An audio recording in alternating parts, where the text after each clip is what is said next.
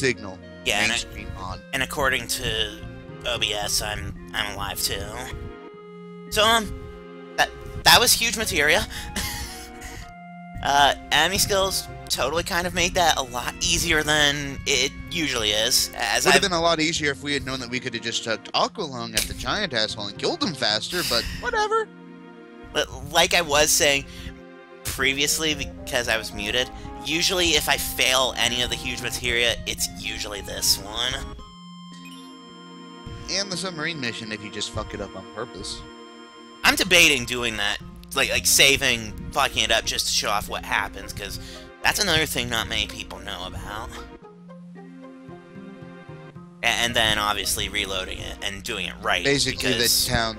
I think we should about. If I had known that we were doing this one first, I would have said bring Barrett. Nah, because keep in mind that's basically the only fight sequence Sid is doing, aside from weapon, of course. But since I beat the mission, huge materia aside, I also You get a nice little bonus present. The ultimate materia. This is one of the 3 super magics of the game, and all 3 of them have something in common aside from being awesome. That applies to all of them as soon as I get control back. Which should be momentarily, and you get to sleep at the inn for free. Which, so another town you don't have to pay for free hills. Well, I think that was a one-time. Anyway, Ultima, as well as the other 2 ultimate magics, have a little gimmick to them. Notice that, as of right now, I cannot use the spell itself until I get a level into that. The trade-off is, once you get it, things gonna blow up, bitch. Thing go boom. Anyway. Which yeah, we'll save it for Cloud. That's his present for actually getting unmindfucked. I probably won't say it on Cloud, but I believe it's this house I need to swing. Yeah.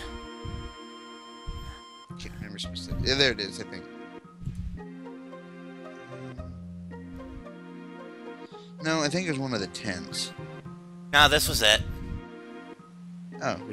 Oh, yeah, Barrett's Ultimate Limit. But that's right, you got it from here. I think you got that instead of Ultima if you let the town be destroyed again because if you catastrophe. If you completely fail it, but basically there's 3 outcomes that can happen here. You get catastrophe from there no matter what you do. If you get on the train but don't get through the fight sequence in time, then basically a train rams through all this and derails. You lose the huge materia, and you have to pay 50,000 to get Ultima in that case. And if you just suck hard enough that you don't even make it onto the other train, then Sid just walks into town from the north, which the town is amazingly still not ruined, and he just goes, well, we fucked up, and you don't get huge materia or Ultima. The only unfortunate problem with the way this whole thing works is that now I have no choice but to go back through Mount Corel. It was either park on the reactor side and go through Mount Corel now, or park at North Corel, go through it first, and then come, and then I would have done all that, and then been able to leave through North Corel. Basically, either way, we were going for a long walk. Either way, we were going for a long walk, yeah. I think technically if you had done it the other way, you wouldn't have to go technically as far, but because then you wouldn't have to go into the mountains where the stone stairs are. That's actually the shortest part, so... Of course, now you have to walk the entire distance, plus that back. You make it sound like I'm worried about it. Well, at this point, you wouldn't be. Yeah, we're way past me being threatened by basically anything outside of the northern or southern continents.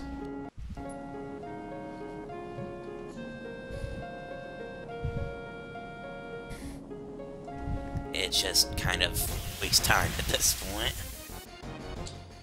Well, while you're wasting time, I'm gonna go check on something. Okay. Gonna be completely unrelated, and I'll probably be quiet for a second. Just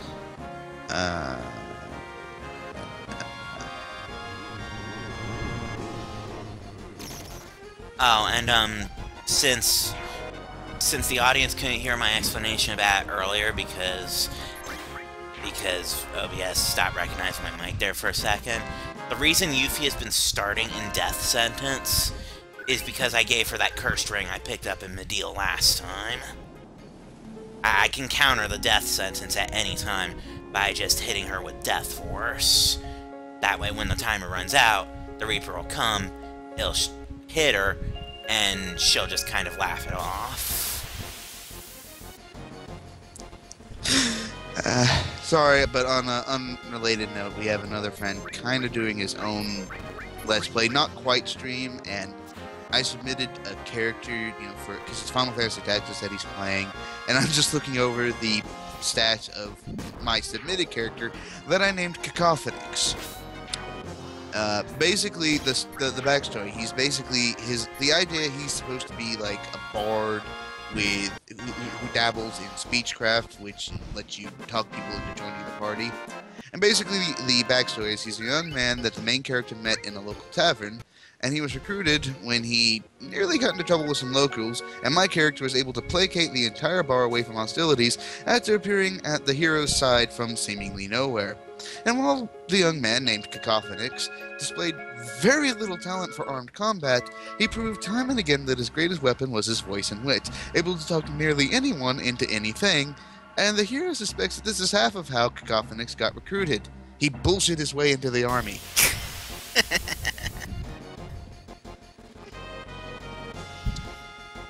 And literally his entire thing is he doesn't do straight combat. His primary ability is supposed to be sling/bard song. His secondary ability is the talk skill, aka speechcraft. His reaction is he has a mana shield. Like I said, he doesn't like fighting. He does not do it. He can also talk to animals and things like that. And he doesn't bother walking. As I mentioned before, he kind of just appeared from nowhere. So his movement ability, he just straight up fucking teleports.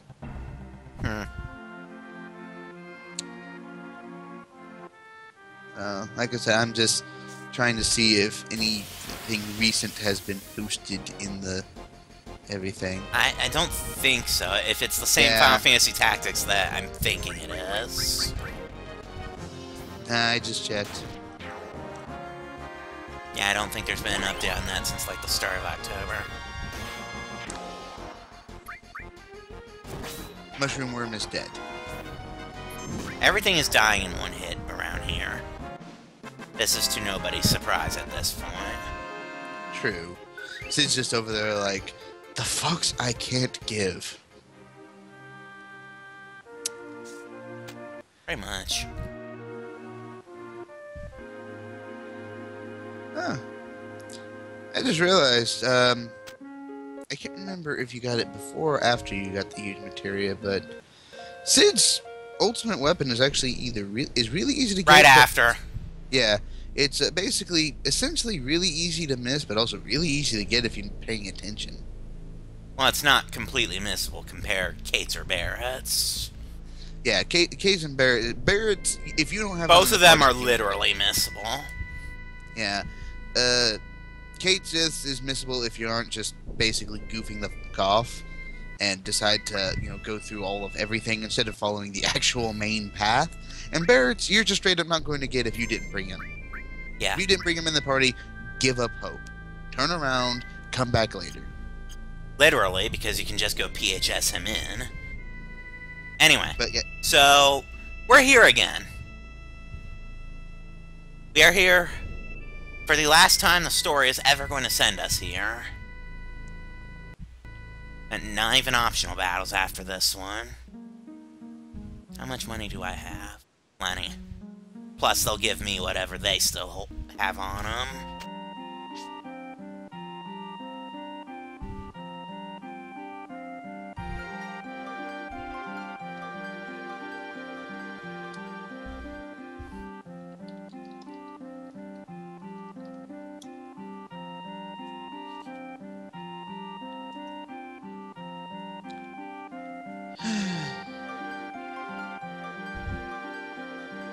So it's just like, oh god damn it. Now I have to give a fuck. Because fuck Shimmer. Yeah. And you accidentally did that conversation twice. I thought he had something else to say on top of that. Apparently not. Nope.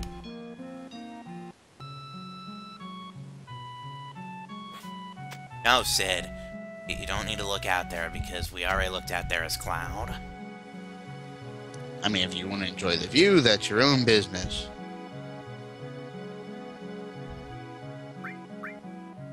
But yeah, he's not kidding when he says if we lose here, it's over.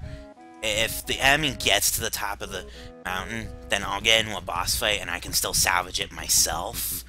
And I actually was considering doing that because he has a drop that's unique to here, the Imperial Guard. But if I lose that, it's not game over, but Fort Condor gets destroyed. So I'm just going to do my usual routine here.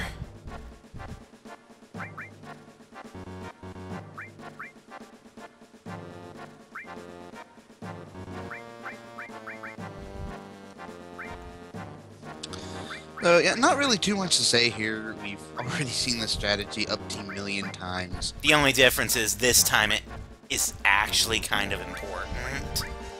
And don't forget to send something after the other dude, because there's always a second. Well, right now there's only the one, but yeah, I'm going to set up a couple guys here just to be safe. Because I'm at the bottom of the line now. Put a couple down there. Set them into attack and kick up the speed.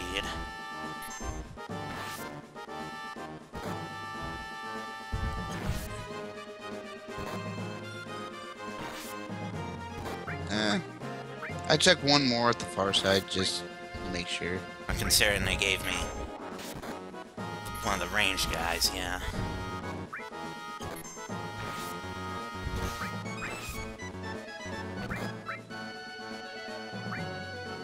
Yeah, this one's the Fort Condor fight that actually matters.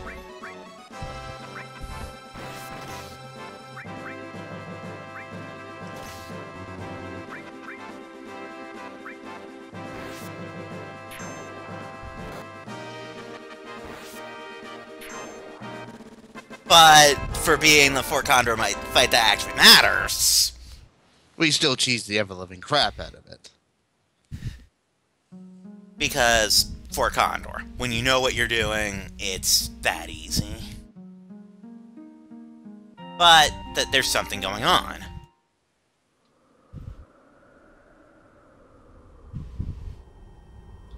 The reason for calling it Fort Condor? That right there.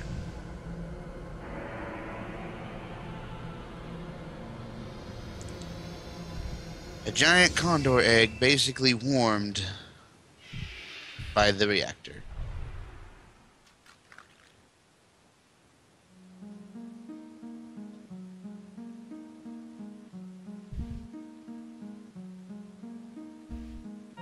And to go get a summon that's actually really useful for surviving Ruby Weapon. Indeed. Phoenix materia. Phoenix, if you don't know how Final Fantasy tends to work, is when Phoenix gets summoned, it shows up, it nukes everything in Hellfire, and then anybody on your side was dead, they get fully resurrected. 8 and 9 actually play with this, and after you initially summon Phoenix for the first time in either of those games, sometimes Phoenix will actually come out of nowhere if you get killed. And that has actually saved me on more than one occasion. And in the animated series of Final Fantasy Unlimited, it's actually the first summon ever used, and the first one we see that actually gets a power boost. It's first used against a giant mushroom monster by Kaze. There's also this, by the way. Huge materia number 2. Yeah.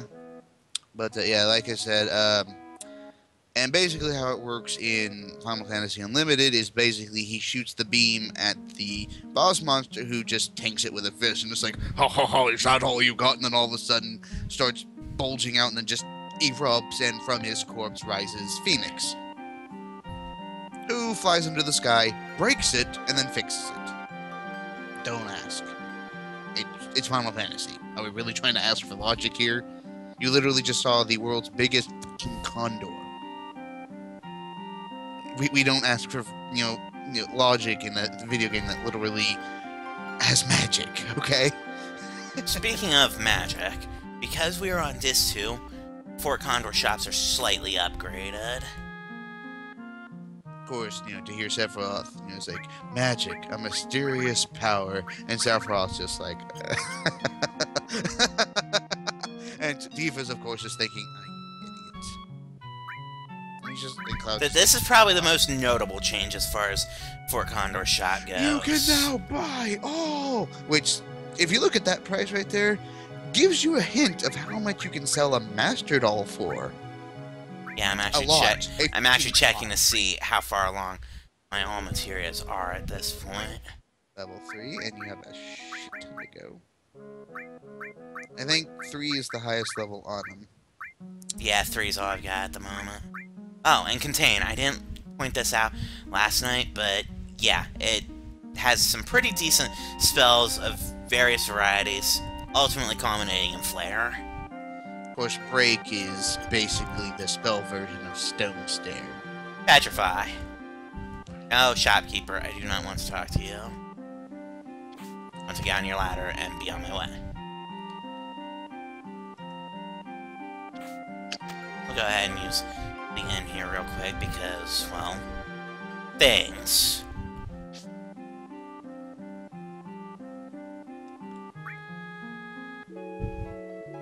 Also, did you notice what Cid's accept rest dialogue was? Hurry up and take a break.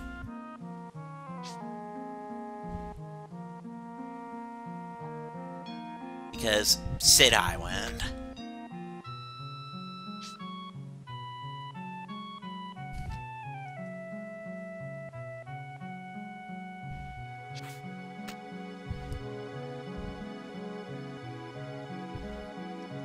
But yeah, if we had lost the Fort Condor bout and the boss fight with the commander afterwards, we would have been dropped right here, and the rope would be gone. That actually happened to 9-year-old me.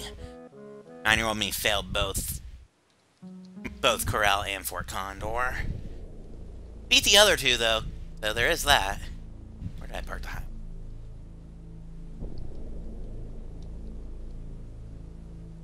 I think I'm going to give the Quadramagic glitch another shot, just cuz.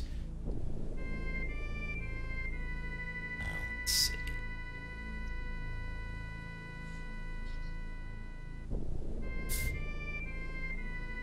Here. So let's save real quick, because if I pull it off but the Highwind's unrecoverable, well then, that would be a problem, wouldn't it? Indeed.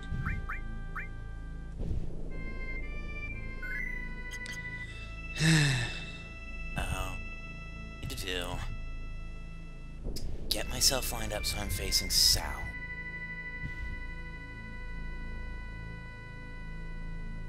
Myself as close to the edge of this as I can.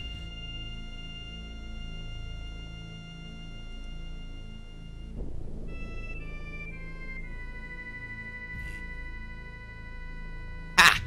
Sits down. But we'll see if I can get the Highwind back in a minute, but that's the basis of the Quadramagic glitch. It basically... Apparently you can't get to with the tiny Bronco. No, you can't. It's totally surrounded by deep water. You need a green or higher chocobo to get here. Blue. Green's for mountains. Yeah, and you're supposed to drop off that ledge to get down here. If I could get here with the tiny Bronco, then I could get here. You'd have had this ages ago. Yeah, and anywhere the tiny Bronco can go is where the blue chocobo can go. The only exception as far as places that the chocobo can get to that the tiny Bronco can't is Lucrezia's Cave. Which, we'll check that out later, obviously.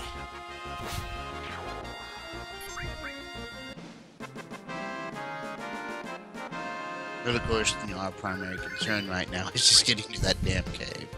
Yeah, and then seeing if I can get back out. Like I said, that's why I saved before this, because if I manage to pull it off in a way that leaves the Highwind unrecoverable, then I gotta reload.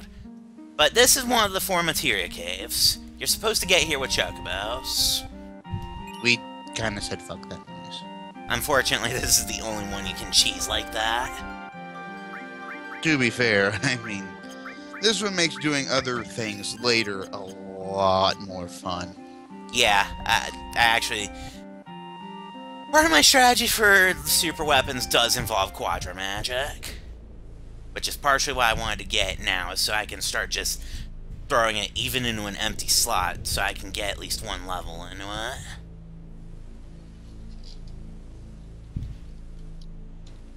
And then, yeah, jump in the Highwind, and I have escaped with Quadra Magic early.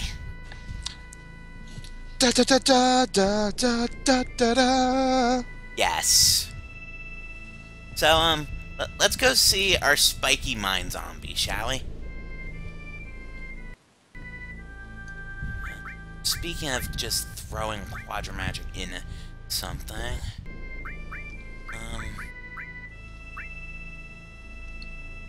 that sounds like it could be brutal. I'm gonna play with that.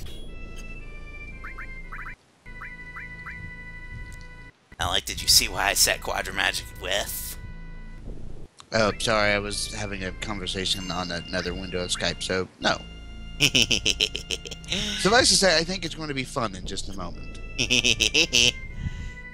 There's literally only one thing in this entire game that Quadra Magic doesn't work with as far as magic or summons go.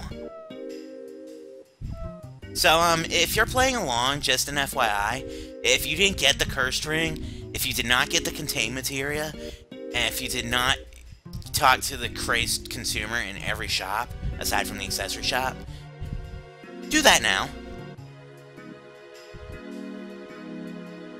But since we already did all that...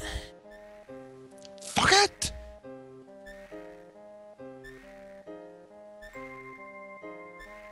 I'm trying to get a specific piece of dialogue from him. Or I talk to Tifa. I think this one's it. Xenogears reference right there. Xenogears.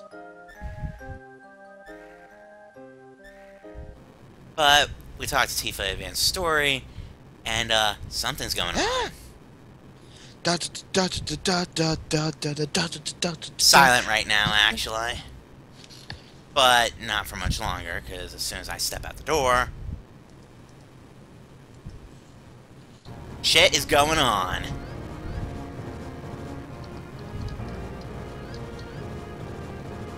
A life stream is gushing up from the surface, from beneath the surface of the earth. Peaceful medical facility in the middle of nowhere. That's what a certain Flash movie calls this. But before that happens, we have something here to see us. And he don't like you. As my brother would say, why is so angry?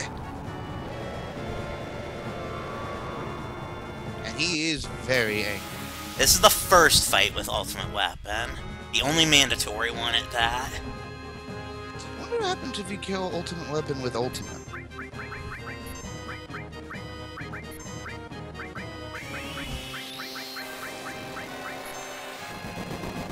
So, did you notice something different about that indicator for Bahamut? Or Neo Bahamut to be... You just stole a new curse ring. I did, yes. That's the only chance to get the second curse ring. But if you didn't see what I did there, Alec, this is what I set Quadra Magic to. In short, he's going to get hit by this 4 times. Mm-hmm. Which probably means that... we're going to be here for a couple minutes watching Bahamut be a total badass. But yeah, 4 nukages. Hey, it's dragon versus dragon. Dragon wins.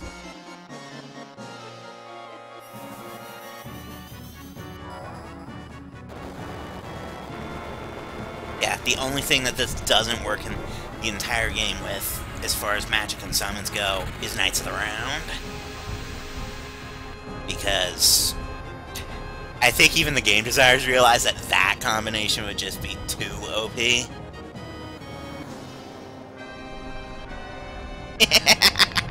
Alright, Strife.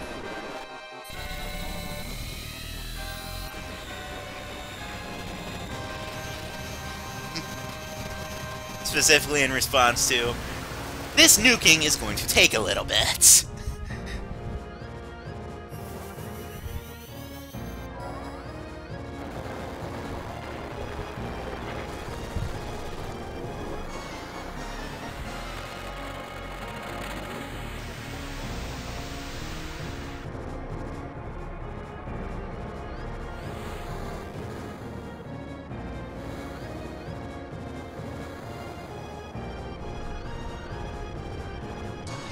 Yeah, this might take a minute.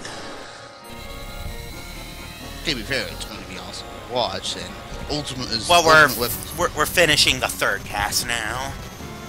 I mean, the good thing about doing this on everything except Ruby is they're basically helpless while you're doing it. The only thing is Ruby weapon breaks the mold by... If you try this with Knights of the Round... You can't do it, didn't we just get over this? You can't Quadra Magic KOTR? What? No. KOTR is actually the one thing that cannot be Quadra Magic. Which even if you could, if you do it on Ruby weapon, he counters with Ultimate each time. And that's just a passive reflex. The moment you use that thing on him, he counters with Ultimate. And unless you're basically packing Mirror, he's going to wreck your shit. Which, rightfully so, considering that particular spell is God-slaying. Now, unfortunately, Quadra Magic does work, like, all in the sense that... Oh, God. Sid, get up, please. Well, that just happened. He laughed at me. That's what just happened. Game over. I'm surprised he didn't run away after the Quadra Magic Neo-Bahamut's. Apparently he was insulted. He usually runs away after only a little bit of damage, because Ultimate Weapon's entire gimmick is that when you hurt him, he basically has a massive life bar. I think it's like 100,000 or something like that. Yeah, he does have like a ton of health. I mean, I don't think he has the most. I think Ruby and Emerald kind of have that. He's not even higher than like Sephiroth or anything like that. I mean, he can be depending upon how you approach Sephiroth. So, mishap aside, let's try that again. Anyway, so Ultimate Weapon's entire gimmick is that when he runs away after every fight with him, he doesn't regenerate his life, and ultimately you can kill him, and he does eventually go to a final battle. We will be doing that because very important reasons. But for right now, let's try to do this again with a little bit less dying, huh?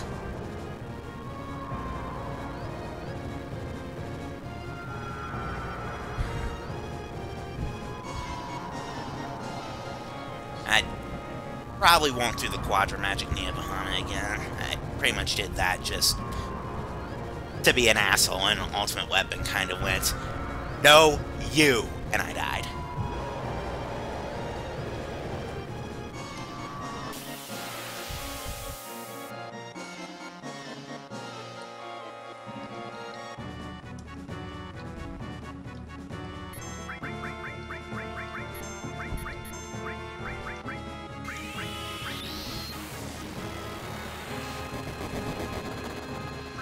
Now we get to try again. I am going to try to jack the curse ring again, though.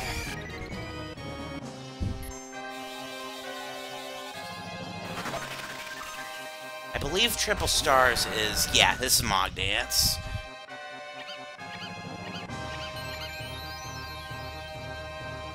Full HP and MP heal. It's basically a Mega Elixir. Oh, right, I have regen.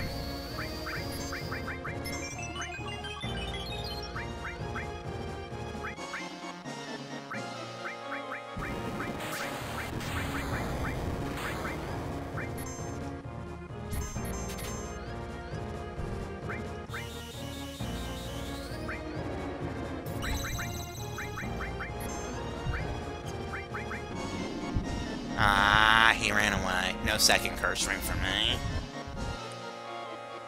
But that right there is what I was expecting to happen after the Quadro Neo Bahamut's. Apparently, when you do Quadro Neo Bahamut, He gets pissed and... slaps you. Yeah. That's unfortunate. Oh well, I would probably only use the one curse ring anyway. The second one's kind of just a, hey, I did this because I can sort of deal. Just because, you know, that would mean having to cast Death Force twice. More importantly...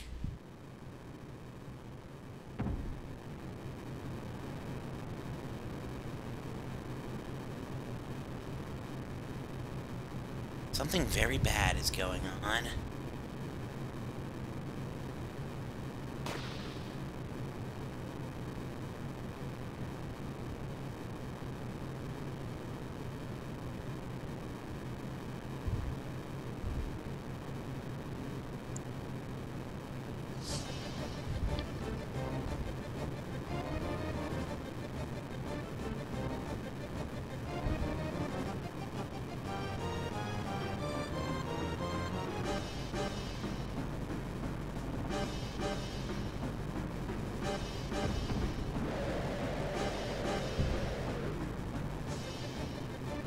Peaceful medical facility in the soothing surroundings of nature. I like. Or as they like to say... Peaceful medical facility in the soothing surroundings of nature. goes boom. Explodes. As well as basically the entire frigging town. Unfortunately, Tifa and Cloud explode. they don't make it out. So, Tifa and Cloud explode. that's one way of putting it. But they just took a To be fair, nice... the town doesn't technically explode. It collapses into the live stream. Yeah, that they just took a nice hot life stream bath.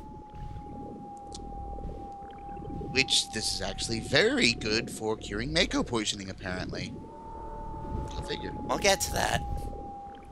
Yeah, you cure Mako poisoning with more Mako.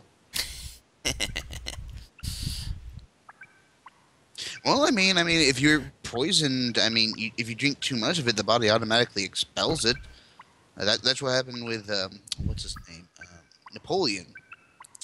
Believed he was immortal or like godlike or something, so he drank more poison than he thought it would to try and commit suicide, ended up puking it up and living, and thus cementing his belief that he was immortal. They love using that drip effect sound. The thing is, every time I hear it, I think back to the Honeybee Inn. Can't imagine why. It's not like that sound is everywhere. Basically. No, that town, that section of Midgard just abused that sound. Kind of did. Anyway, so, Tifa's basically having her own mini mindfuck right now. So, basically we have to create a entirely second mind counter. To be fair, this is like the only one she goes through. Cloud, on the other hand... his mindfuck counter is actually fixing itself. Slowly. Slowly, just that way we can break it again. So, welcome to Cloud's mind. And the live stream. But that's, you know. Basically, Tifa cures her mindfuck by curing Cloud's. Yes, this is how broken Cloud is right now. He's that far gone. And that's why nothing he says make a lick of sense. Aside from apparently he met a dude with flaming red hair who was on par with Dragon Ball Z fighters, who had a killer robot who was even crazier. It's pretty sad when the robot's crazier than you are, and you're its fucking pilot. So, anyway. Step 1 here is to head up to the Nibelheim Gate.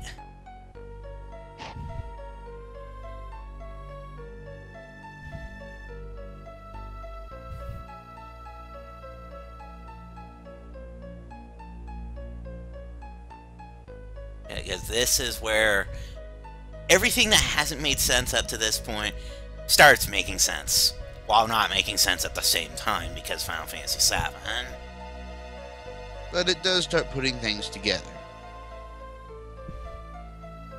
Which is more than can be said of everything to this point. Basically. Oh, by the way, that whole scene, back, with true Sephiroth, we could basically quantify that as Cloud's mind explodes. See, I was a soldier. No, wait, I was that guard protecting Tifa. No, wait, I was Sephiroth. No, I was that rock. In the background, Cloud's brain explodes. Pretty much. I mean, that's basically what happened there. Especially when Sephiroth came, I was like, why on earth would I lie to you when the truth causes so much more damage? Look how depressed Cloud is. I mean, look at that. Look at how depressed he is. Look at that. He's just... fuck this. I don't even want to look. I'm going to cut myself with my giant sword. And that's why Final Fantasy VII is the best game ever. Awesome Fantasy VII, like,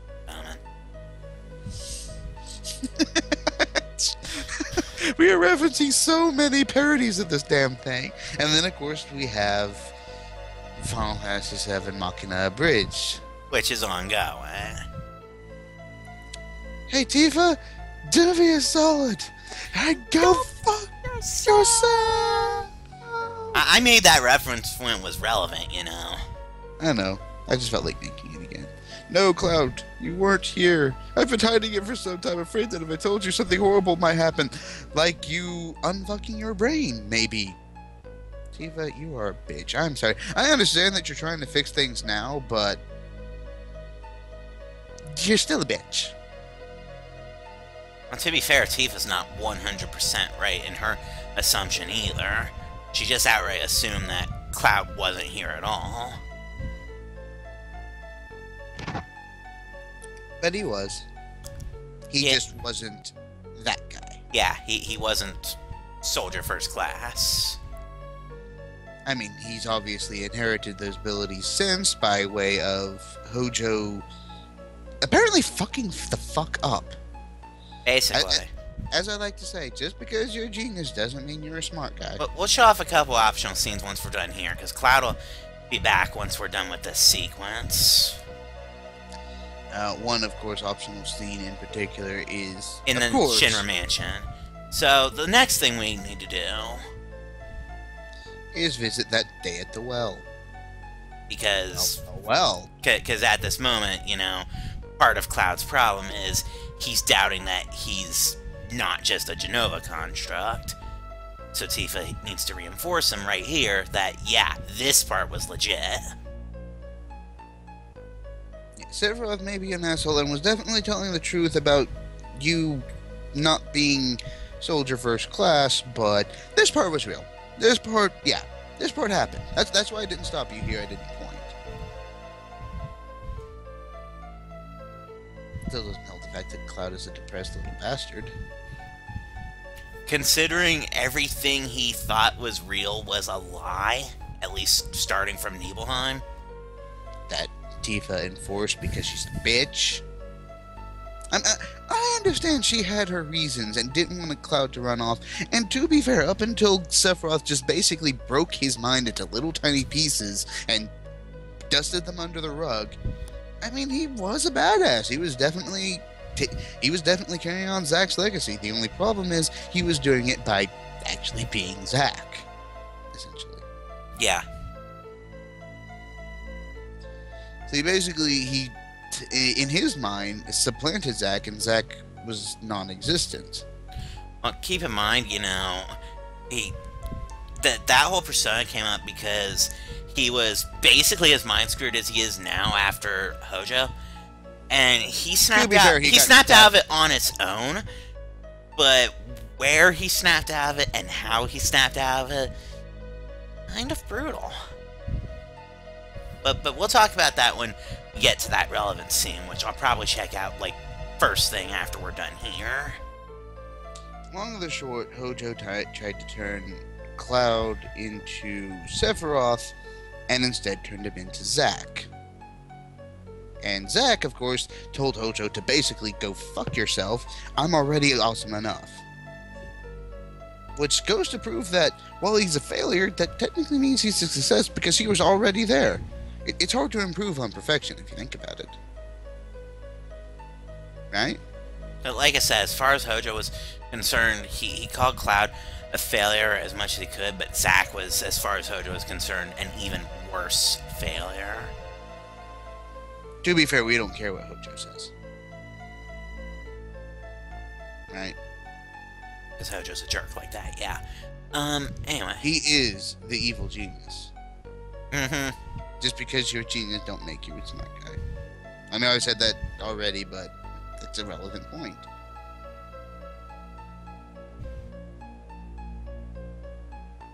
I mean, how many horrible tropes do we think? You know what? While you're doing this, I'm actually going to just type Hojo into TV tropes and see what I can find. How many tropes apply to this asshole? I think if you go to the Final Fantasy VII character page, he should be on the Shinra page. I just typed in straight up Hojo. Not too many. Anyway, yeah. So this is Cloud's motive for wanting to go join Soldier.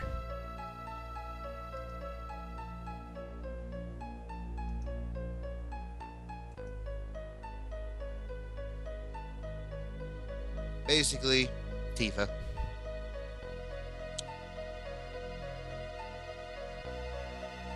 Because, let's face it, we all recognize this room 5 ways from Sunday. Considering I've been here a few times, and I'll be here one more time in the near future. And steal some more underwear. Forget the underwear. I have something more important to grab here next time we come to this room. You did really? Yes, I did. Damn it, Cloud. Take this seriously.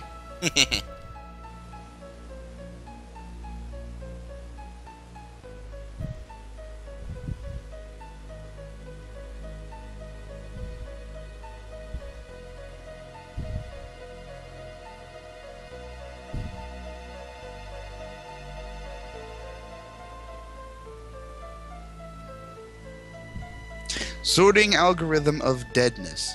Kind of a weird one. I'm not going to go through this list because a lot of this is kind of spoilers. But,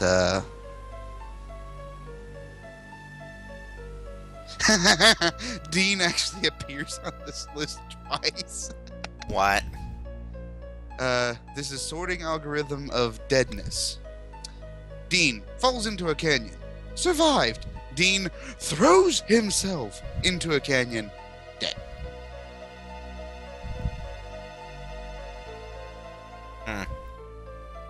Vincent. Okay, I can't really do that one because minor spoilers upcoming once, Cloud unmindfucks himself.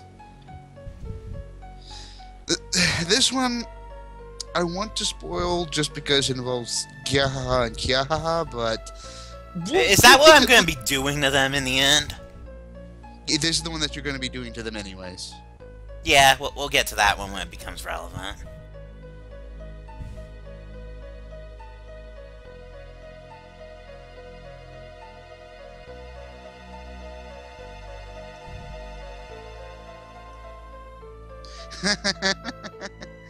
And once we fix Cloud's brain, we get the true fate of Sephiroth. How he ended up in that crystal, basically. Yeah.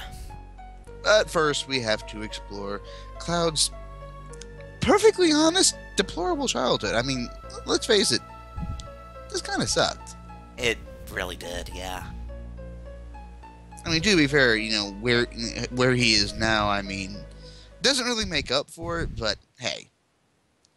Basically, across the game, gets a choice of 3 relatively hot women. And one of them's actually a childhood friend. And another dies.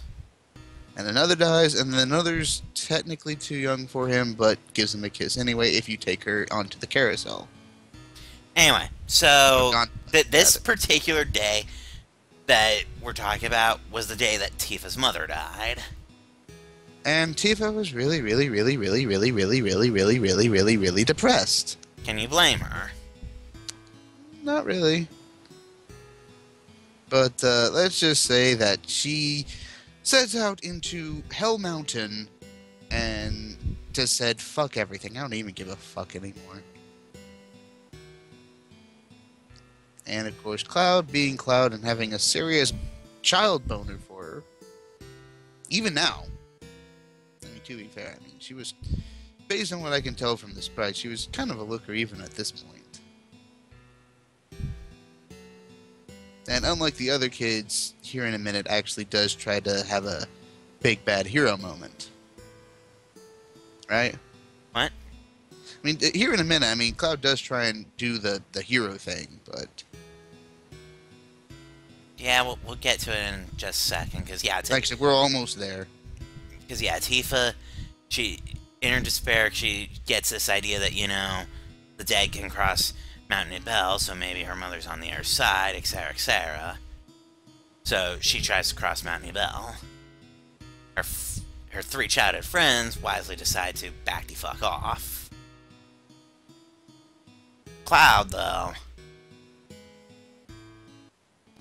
And then the bridge presumably breaks because that bridge...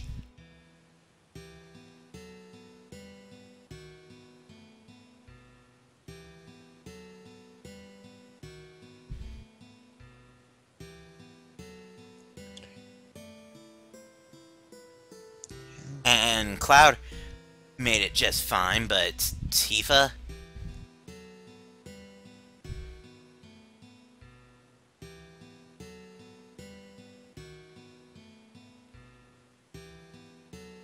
And, of course, Cloud gets the blame because...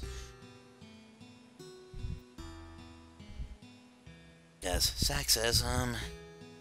It's automatically the guy's fault when things happen like this. But at any rate, Cloud got all pissed off at himself because of this. Here's a trope. So long, and thanks for all the gear. The former trope namer. Yuffie runs off to Wutai and not only takes her own equipment, but all of your party's materia, along with any additional materia you might find. Oh, I know that trope. Well, she did tell you she was a thief. No, I mean, I know the trope in general.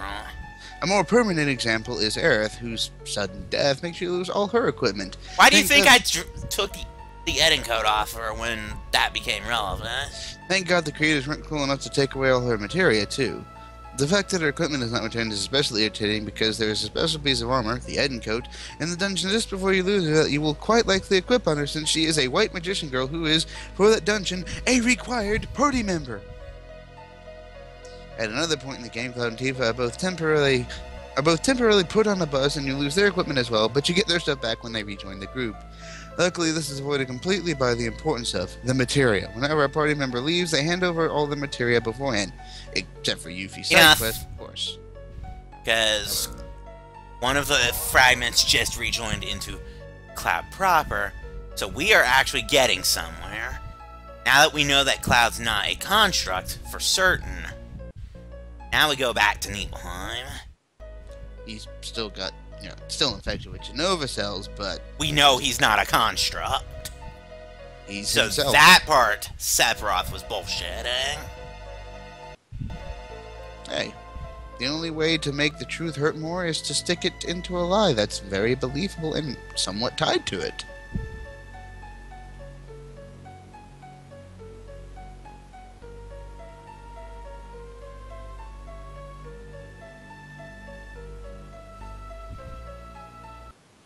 And as we've noticed here, Cloud's actually starting to make some fucking sense. A little bit, yeah. He's still not completely there, but he's definitely making more sense than. So, Sephiroth stabs Tifa. Again. It doesn't really quite stab as slices her in half and she walks it the fuck off. I mean, as we point out, it's like Tifa, slashed across the chest by a ridiculously long katana, survived. And she was a young teenager at the time. Those Minter pulled it out of there and got her immediate medical attention. Meanwhile, Zack is going to the hardest story boss fight of Crisis Core. Reasonably so. Considering he's technically like the final boss of the game if we don't Zack, of course, gets wrecked. That happens as part of the story. You win that fight, and I just love how he just kind of gets sent flying out, just punk. That is basically what happens in Crisis Core 2. You win that fight, and then Sephi just wrecks him. Cloud saw everything. He was there. And took the sword and decided, you know what? Fuck Sephiroth. I mean, he is about as successful as his, I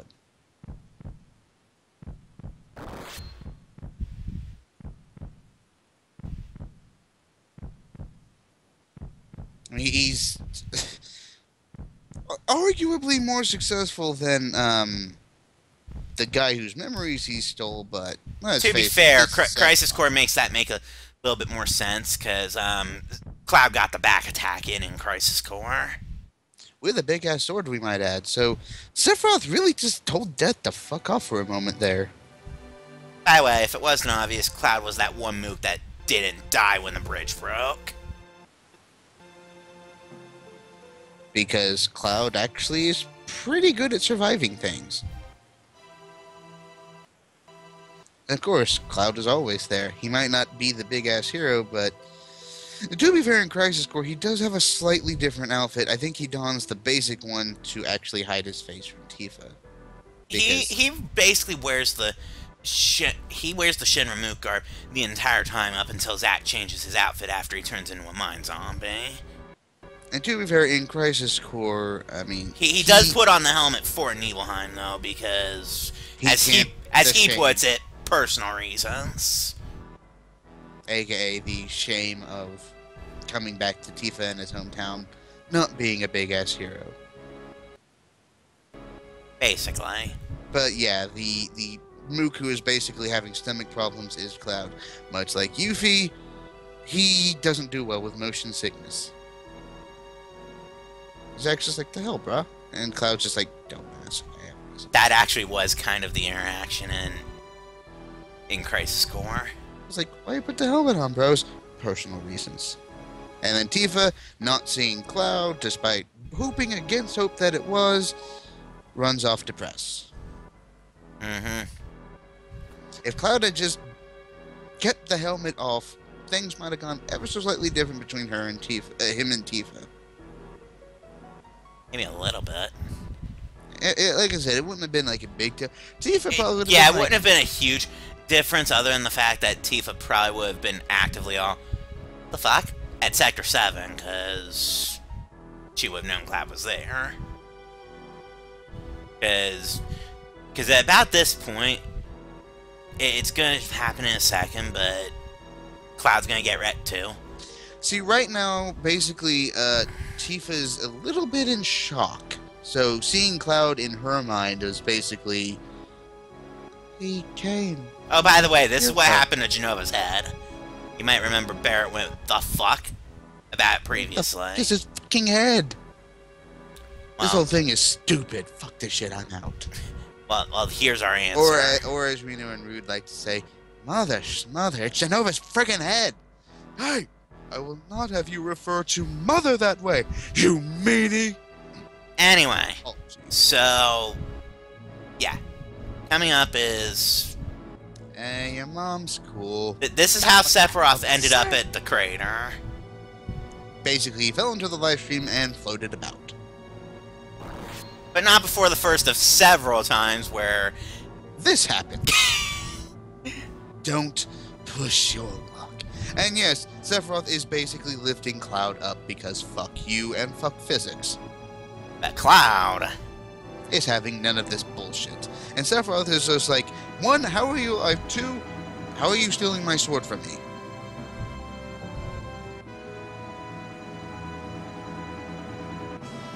and basically chucked him into the Mako reactor, which was pumping straight from the live stream because Mako reactor. And he floated through the life stream until ending up in a crystal in the northern crater. Sephiroth is materia. He's a summon. Anyway, so essentially he is, if you think about it. So what was not pictured was Cloud basically died immediately after that. So at that point, there were basically 3 mostly dead people in that room. Zangan showed up and saved Tifa. Because fuck the other 2, they're probably dead. Actually, he wanted to come back for Zack and Cloud. The problem, I was getting ready to say, guess who showed up in the time it took Zangan to get Tifa safety and then come back for Zack and Cloud? Because Hojo's an asshole who apparently can get there in time to, But Hojo has some weird timing. Yeah. Anyway, so Cloud's entire mess is dealt with. You know that mindfuck car? You know how it exploded? It's rebuilt. And it's reset to 0. In 3, 2, 1.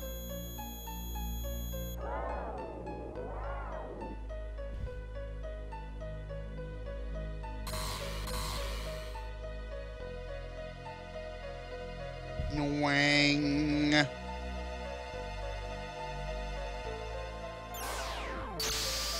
I mean, like I said, he's still basically... It's like when you turn off the computer and you have to wait for it to reboot. Hard reset. Pretty much. And he finally ate again. Whew. Stupid jerk, you had us all worried sick. Ah!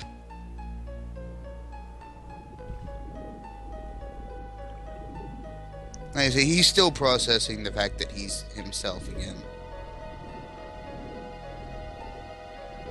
And not to mention, Cloud has basically adapted to the live stream at a level that I don't think anyone else ever possibly could. So, after that whole trip, these 2 float back to the surface. Cloud was weaponized by the live stream to defend it.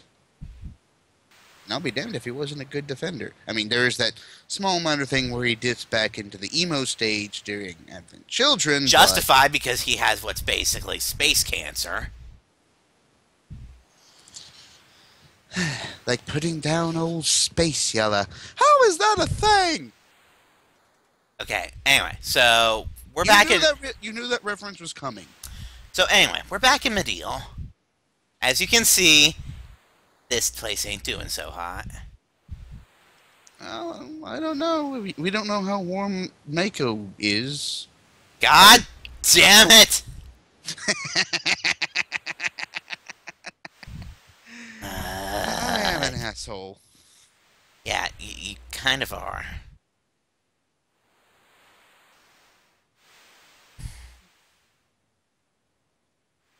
So, ladies and gentlemen, that's 2 pieces of huge materia down, and there's 2 more to go. We're not going to go for 3 right away, because we just got Cloud back. There's some optional stuff we can do now. And we're going to do that. Well, Chocobo breeding, not yet. That's probably, most of the Chocobo breeding is going to be done off screen, except I might get a little bit of a start on it. I'll have to check how I'm doing financially, because I need to rent the stables. But I might at least get started on that. But I'm thinking I'm going to grab the key to Sector 5, because that should be available now. I'm definitely getting Final Heaven, and I'll probably get the cutscene in the Shinra Manor basement. And since we're getting the key for Midgar, we might also want to make sure that we get Premium Hearts. Oh, hell yeah, I'm grabbing Premium Heart. And everything else that can be grabbed in Midgar, which there isn't too much right now, because that shiny golden wire of hope is broken now. Which is fine. Yeah, I think if I get the key of Sector 5, I might also go to the remaining Turtle Paradise flyers. Let's face it, we kind of missed 1 or 2. I think we missed like half of them. But we got the one. Fair. We got the one in Shinra HQ. Let's face it, otherwise you're basically waiting till end game for that one. Not very fun. Like I said, we did get the only missable one on that front. Unfortunately, no asshole thought it was a good idea to put one in Sector 7. Oh, that would have been so much of a dick move. You want to know what the last flyer was? Yeah, we totally put one up in the Seventh Heaven bar, and you're just sitting there thinking, What? you did what? Yeah, specifically it was actually down in Barrett's hideout. Don't ask how we put it down there. I think Barrett just moved it down there because he wanted to. He didn't like the flyer hanging up or some bullshit. And you're just sitting thinking, "Fuck you, fuck you, fuck you, fuck you, fuck you, fuck you, fuck." Considering, let's face it, there's very few times you can actually go down there while it's still accessible freely.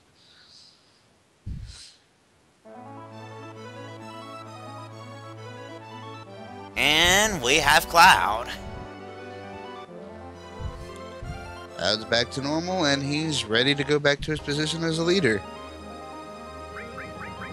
And everyone's ready to kick ass in his name. Now, since we have him back, Sid, I need my stuff back, bro. Right? Oh, not just that. Reeve has something that Cloud really wants back. Now I need to Gimme. decide a party. You do, yeah. And, I don't really think Which Mr. I think... Next up's Underwire Reactor. Okay. I'm not going to say Vincent just because of that one boss down there. To be fair, I have a plan to at least make him not completely horrible. I'm just saying, if you bring Vincent down to that boss... Nanaki hasn't had a lot of screen time, has he? No, he really hasn't. He actually hasn't been seen since Cosmo Canyon. Okay, let's give him a chance to come out. And... a chance to redeem himself for that asshole move back in the crater. And Sid's kind of had a nice long walk. Tifa had her forced into the party moment. Actually, no, I need to take Tifa for the moment. I actually need her for the piano. Oh, yeah, that's right. So, not to mention, we're also going to get her ultimate weapon, so... So yeah, I actually have to pull the trigger on Tifa. I might let you swap her out once we're actually going for the Underwire Reactor, but yeah, for the moment, I'm pulling the trigger.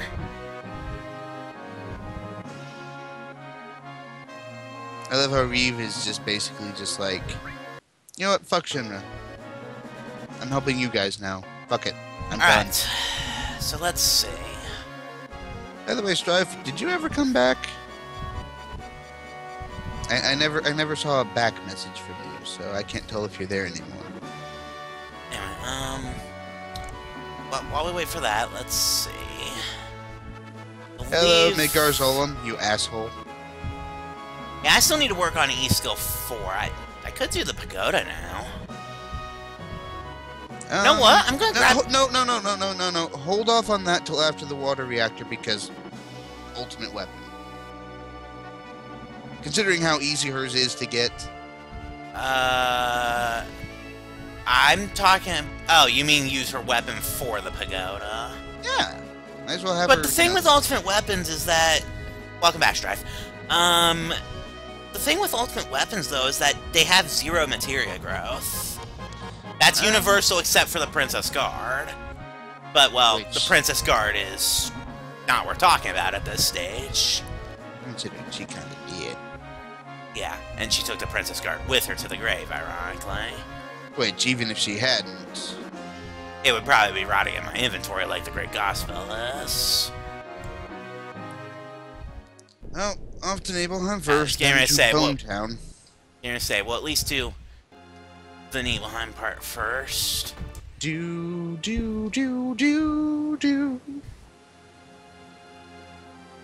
Yeah, because now I need to play that tune one more time. Ta ta ta ta ta ta ta ta. Ooh, watch out for those pointy bits. I'm a very big fan of Oni Cartoons' Pointy Bed. Shit. It's fucking hilarious. Okay, will you shut up for a second so I can make sure of what I'm doing? Because I just screwed up because you were rambling. Shit. Stop screwing up.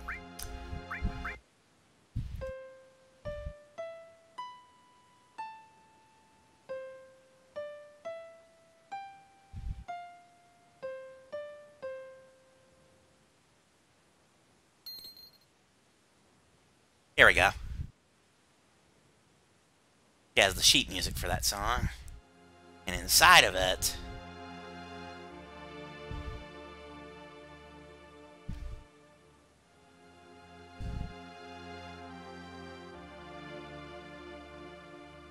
This is where Zangan's basically saying he was only able to save Tifa.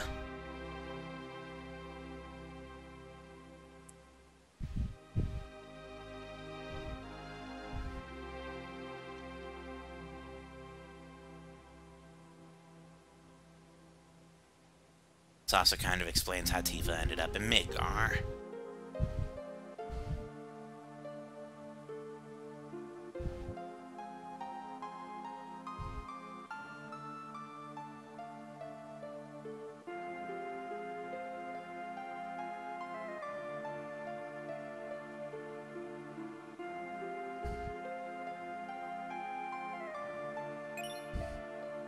And that... I want to learn that sometime in the near future. Like, holy crap, do I want that. So you'll probably come back at some point in the future after we finish something to see that lots of people now have later level limits. Just he's probably going to grind them off screen. To be fair, that's probably as simple as going into the treasure room in Mithril Mine, which is the north exit of the room where I met the Turks, and just nuking everything in there, because you only fight encounters of like 4 and 5 in there. And basically the idea is... I probably won't even need beta. I'll probably be able to just Matrix Magic them. And you'll probably just be able to one-shot kill them with a melee. But the stuff I just said is multi-target. True. So the other thing we want to do here, now that we have Cloud, is... I need to set Nanaki's materia now that I think about it.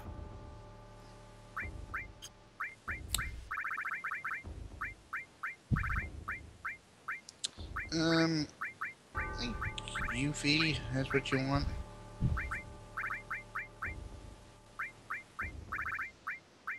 So, just go ahead and give the rest of her teeth.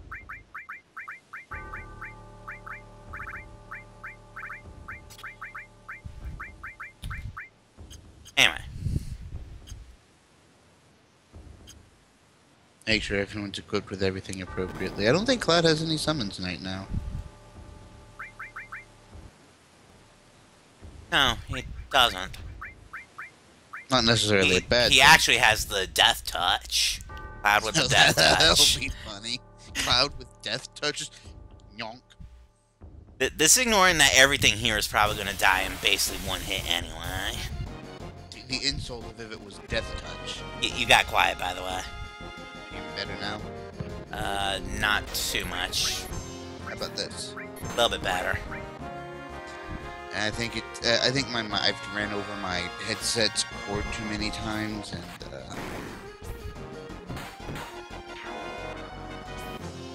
how about now? Better? Yeah, way better. Okay. Like I said, it's I think I. Sir, please attack Tifa.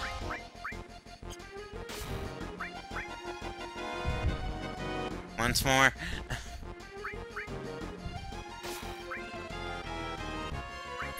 Damn it, this is taking too long.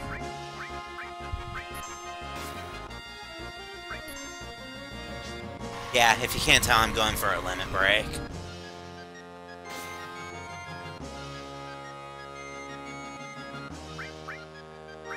Problem is, she's the one with Manipulate, so if I use that, then I'm not going to be able to use her, basically. There we go. Actually, I'm just going to take the hit on that one. Because you actually need to hit... Did you remember to equip her? Yeah.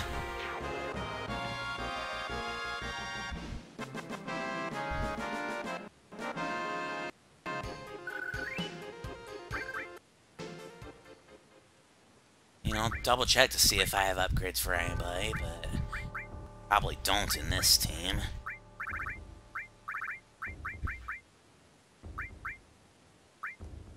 Although Cloud probably wants his ribbon back, except Sid's holding it. That means I'll have to steal it from Sid. That's fine. Down here, again, nothing's really threatening to me.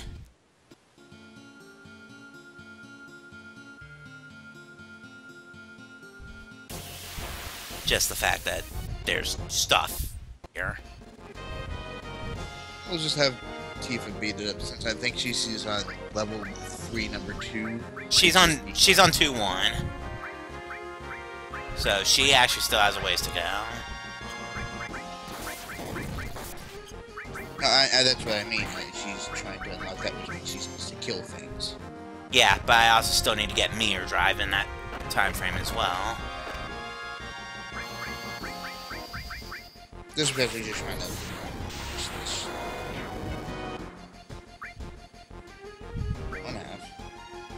Because I'm pretty sure it becomes a douchebag once the first half is gone. Just regular.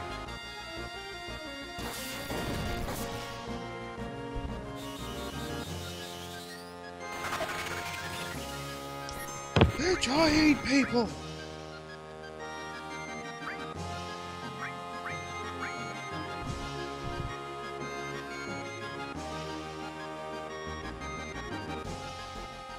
Yes, it takes her. Yang's happy. Yang is dead.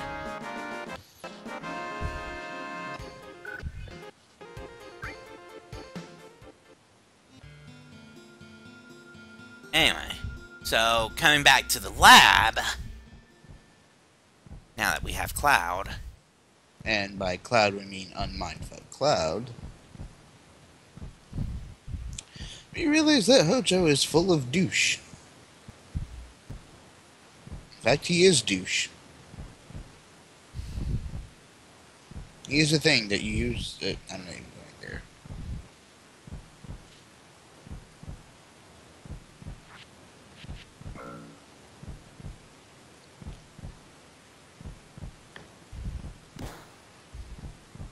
But Zack, being Zack,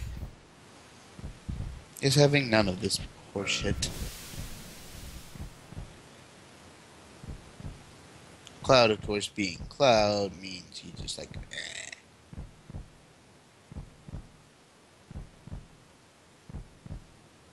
Don't know where and how he got a uniform like Zack's, but Zack gives him a spare. Where he had the spare on? Shinra Mansion. This is actually stuff that got answered in Crisis Core. And of course, the first step is actually to just get Cloud the hell out of there, but... Pretty much.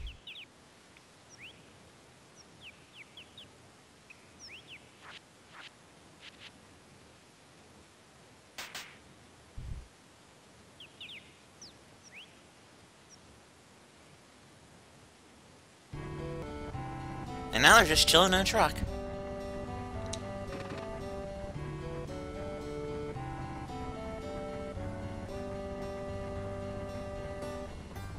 Shut up, you're the guy who gave you a ride. Fair point.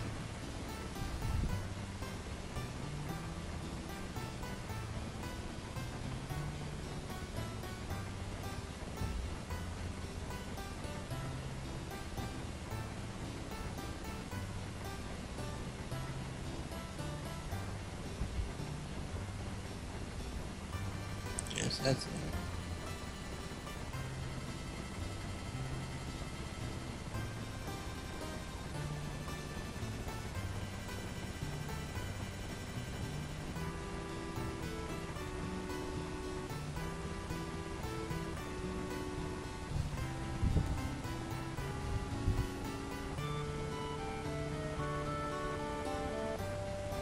Yeah, killing people. You're really good at that. Oh, guy. You have to bide with him. He's kind of having a slight chat.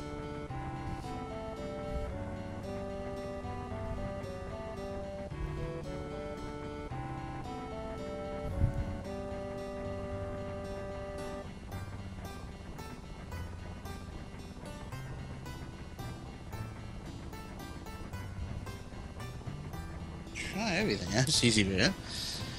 And then, of course, the ever-perpetual Zack Squat. Basically, it's him thinking.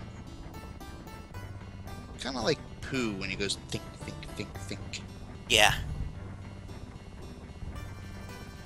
I mean, considering it works, I mean, I ain't gonna knock it.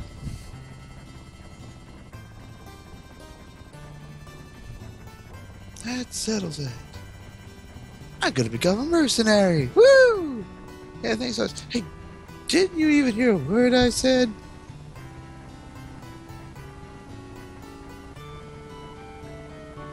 Buying stuff, dangerous stuff, anything for money. I'm gonna be rich. So, God, what are you gonna do? Wait, you got it all wrong. And Cloud's just like,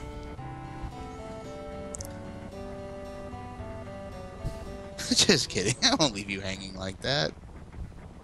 We're friends, right? Considering Cloud is actually a limit break, if I remember correctly. Yes, he is. For Zack. He basically rips off Meteor Rain. Yes, in Final Fantasy Crisis Core, Zack's limit breaks are his... Okay, so about this scene.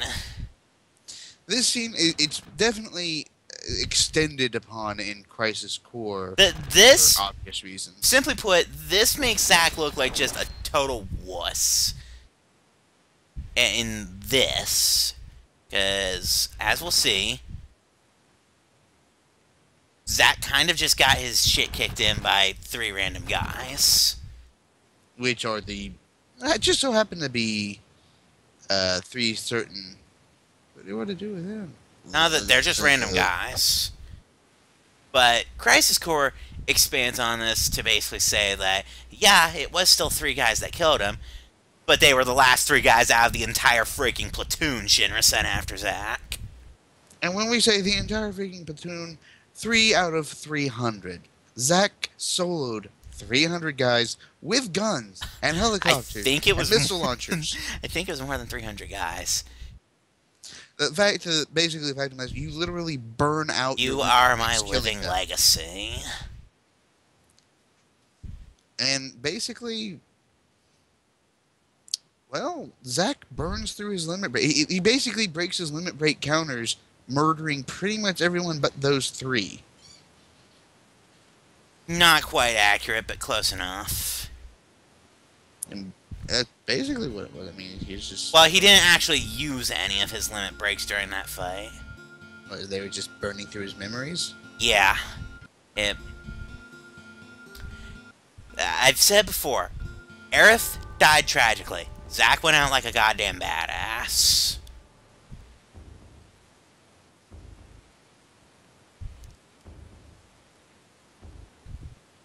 Yeah, Zack was cool. I do wish that, you know, they had put in a Crisis Core, like, a New Game Plus thing, where if you survived long enough during the Price of Freedom's showdown, he would have lived through it and he would have gotten a different ending. Just as a New Game Plus sort of bonus.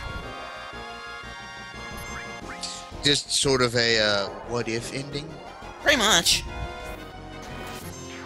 They need that for Resident Evil 6. And you know exactly what I'm referring to. Anyway. Yeah, that's all we need to do in Shinra Manor, and unless basically, I really... the only reason we're doing any fights is because they just happen to be on our way out.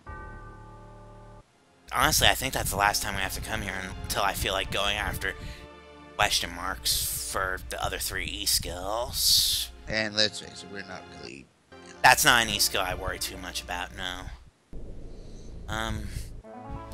Oh, fun fact about Meteor hanging up in the horizon up there, that this is most notable on a PS2 or a PS3 if you're playing the disc version.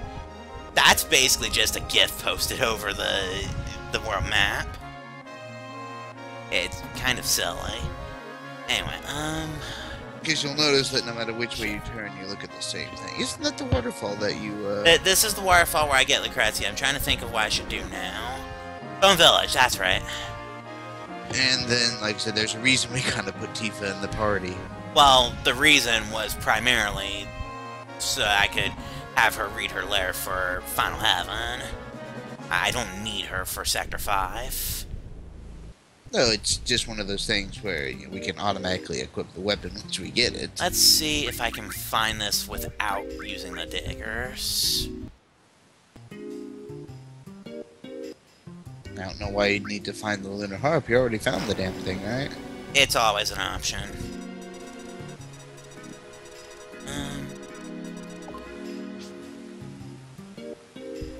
Yeah, the staff will point where it is. Yeah, what staff? Let's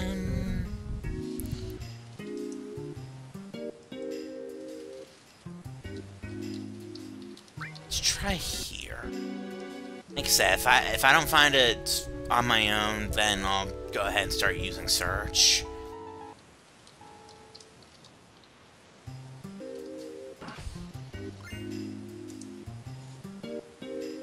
You can't see it right now, but I am bowing. And that's really all we want from here, unless you only want to try and get the mop. Meh. Honestly, at this point, those are kind of being outclassed. And we'll waste them. So, with the key to Sector 5... We still have to land out in the grass because arbitrary rules of high wind. With the key to Sector 5, there's a couple things I can do. Because it allows me through this gate.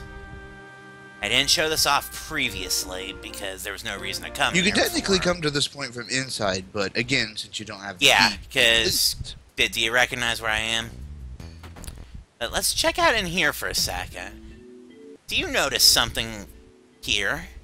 Or perhaps a specter?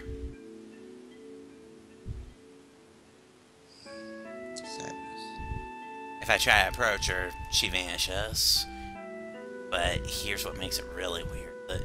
The kids, they could see her. They're pretty.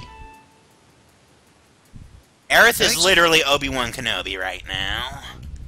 And let's face it, in Advent Children, she kind of does that. That's kind of her thing. Pretty much. Doesn't she basically allow Cloud to survive a fucking mega flare? Basically. Also, you know, that whole symbolic all of his living friends helped give him a boost, so suddenly the dead one. Zack gives him a boost later on, but that's during a certain fight that Zack himself failed at. Anyway, so the first thing I want to do is go ahead and come in here because there's something that I want to go ahead and grab from here. Because I totally forgot about it previously. And then I reminded you later, and you're like, oh, god damn it. Yeah, it should be somewhere. Back wall. Yeah, here we go. First Turtle Paradise newsletter. If you find all of them. Let's see, I've got 1, I've got 2. I think I need to go get 3. I've got 4. Shit, where the hell was number 5?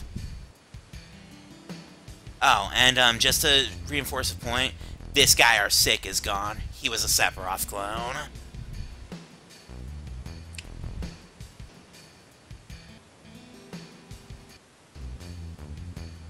But that's not all we want to do while we're here. We actually want to head back to Wall Market, too. It's basically a city version of Walmart. Did you really just say that? Yes. If Walmart turned into a city. I mean, we call it Wall Market. This is going to be excessive overkill right here. This is going to be so excessively overkill, it's actually not even funny. But we're going to laugh anyway. And they are dead. They are very dead. If you had to invent a new word to describe how dead they are, what word would that be? Explodified. Personally, I would have gone for cadaverific, but hey, that works. Anyway. So, this hasn't changed at all. It's still a smoldering pile everywhere. as Shinra, and by Shinra I mean Daddy Shinra said, they had absolutely no intention of fixing it either. Yeah. So, the first thing we're going to do is swing into here. You might remember when we came through here originally, I said something to the effect of, give me the premium heart, I know it's here. Well, I can get it now. we'll just go ahead and chuck it at Tifa just because. I mean... Well, not yet, because keep in mind the whole power difference. But this is the first ultimate weapon I've got. As you can see, that's a ridiculous strength boost. But each one has a gimmick, and basically if you're failing the gimmick miserably, then the ultimate weapons kind of suck. Tifa's, in this regard, gets stronger the more full her limit meter is. Meaning that if you leave her limit meter at full, each normal punch is actually going to cause a shit ton of damage. Until she gets hit and forces you to use the limit, at any rate. The limit break itself, on the other hand, is basically going to destroy everything. But after that, she's basically going to be doing scratch damage until she starts getting mad again. Basically, you know, she literally weaponizes the damage she takes. Or to put it bluntly, from the next thing I'm going to show off here video game is pretty minor, but it's also here and it's worth mentioning. Up in Cornholio's abode. I am Cornholio. I'm going to take Yuffie as my bride. Grossness.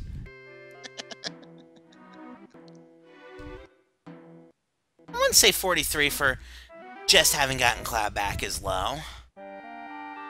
Anyway, well, I thought there was a guy down here, but sometimes there's one of his goons is tied up to the table, and you can set him free if you want to. Totally minor, but hey, it's usually there.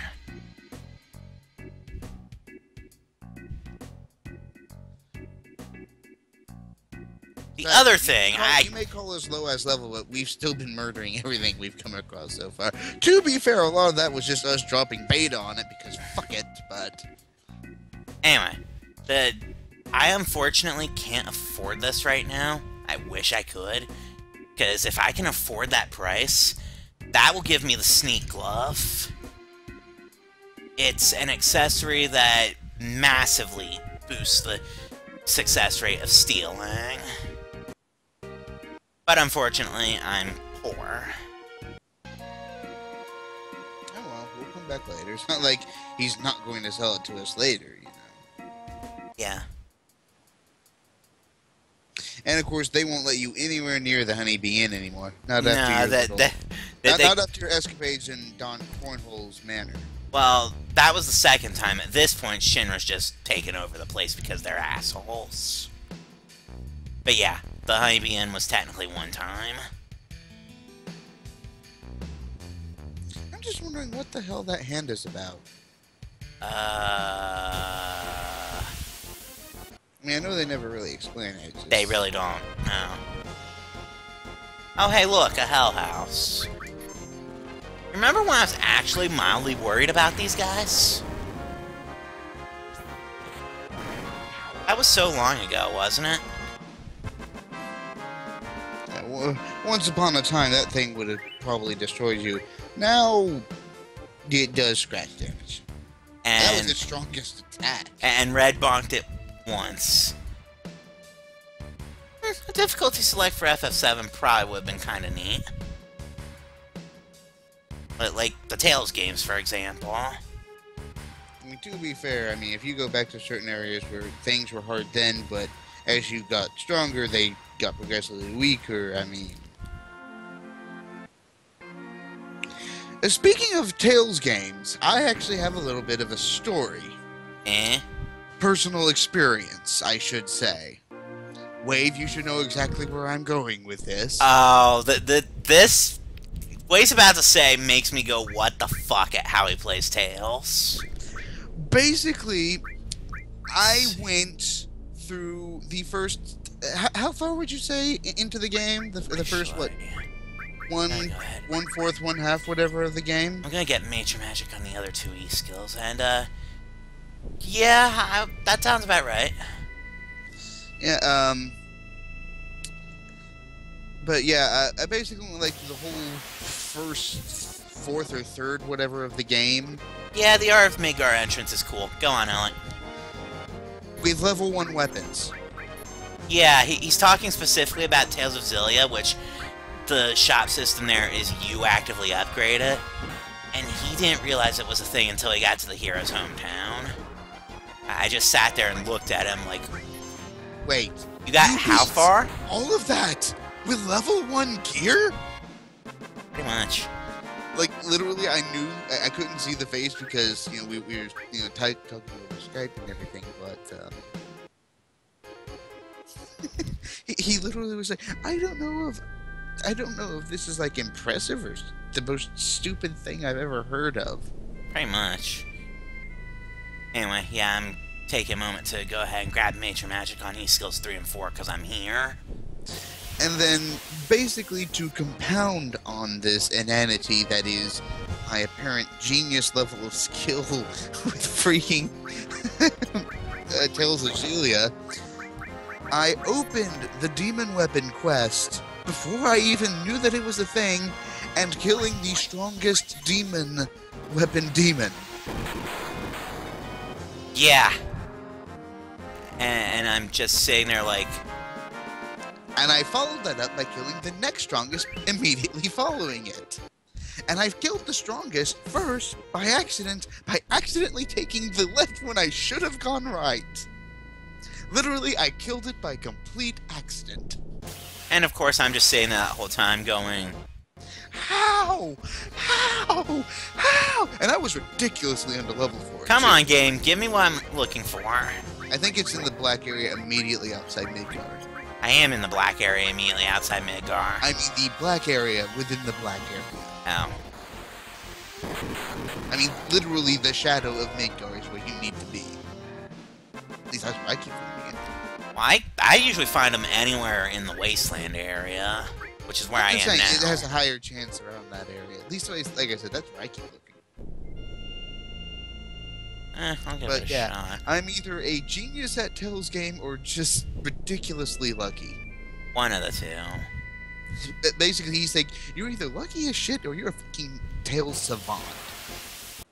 And I don't know whether to be scared of your skill or just amazed that you got as far as you did. I think these are them. They are.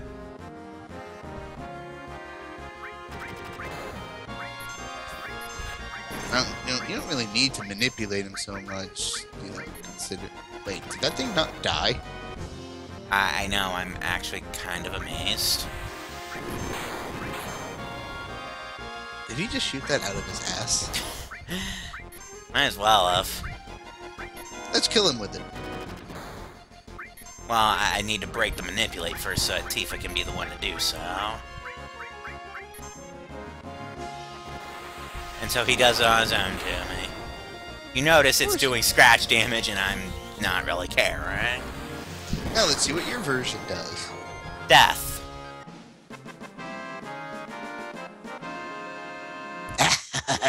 What an unfortunate turn of events. Did you just talk out your ass? Well, anyway, to be fair, so Vegeta, I've got that. I am composed of your DNA. Oh, that is the closest thing you've done to damage since I got here. I think I'll go ahead and grab one Chocobo stable, because I can get up to 6, and I know I have enough for 1 right this minute. Translation. Chocobo stables are ridiculously expensive. To be fair, considering what you can do with them once you... Also, I missed this when I came through here previously as Sid. Free Chocobo lure! Yeah. I mean, let's face it, the first thing they're going to do is force you to buy it, because that's the only way you're going to get past the Midgar Zolom without it murdering your ass. You say that like I'm afraid of the Zolom at this stage of the game. Oh, I'm saying that early, at the point where he basically forces you to buy it for plot purposes. Jesus H. Let's see, I need one. And how much do I have on? A lot less. You can buy one more. I could, but I think what I'm going to do is actually do a tiny bit of materia grinding before I go for the rest of this. Mainly master one of my alls and hawk it. Because then I should be okay money-wise. Oh, hawk it will master it, breed it, and then hawk it. It breeds automatically when it masters. Oh. You, come here. I have... do I have beta on the 30 skill? I'm a bitch. I think I have beta on the 30 skill, which means the fourth one will earn it. Yeah, that's fine. You see how afraid I am of the Zolom at this stage. Considering I think we're about to... Yeah, Tifa's about to blow him up. And then, of course, we just know that he's just going to fling her out of the field.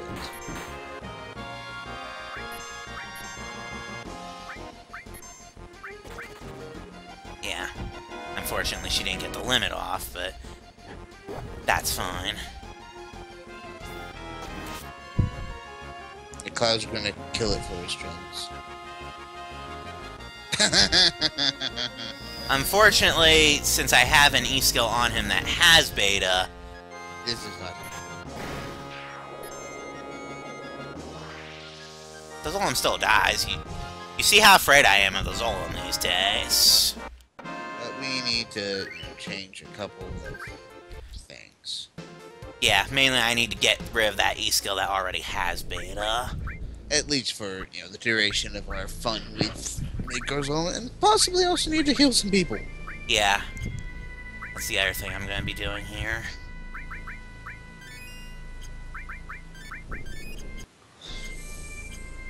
Where are you, stupid snake? I know you'll be back here in a second.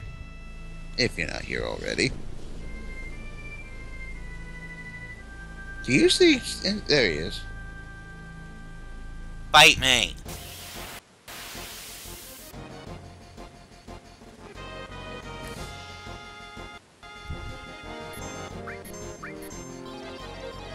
How something that big is hiding in a swamp is quite beyond me. Let's see how much of this he lives by.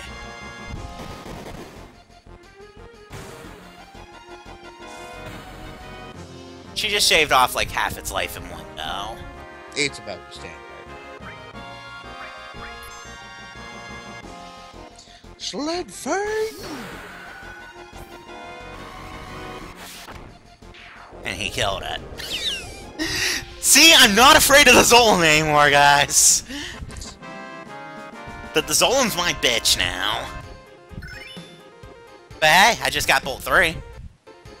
So, worth it.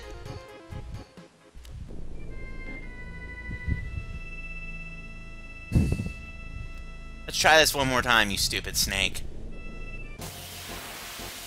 A snake am I? Perhaps you'd like to see how snake-like I can be. Aladdin reference for those not familiar. That movie is amazing. Still one of the best things Disney's come out with.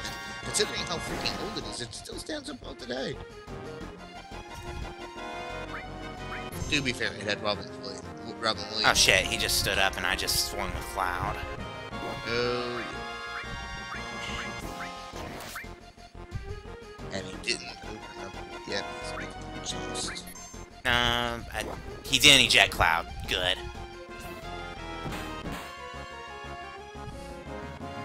He actually ejected Tifa.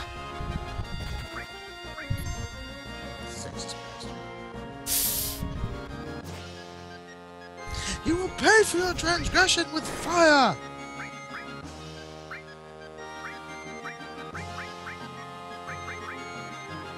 After pushing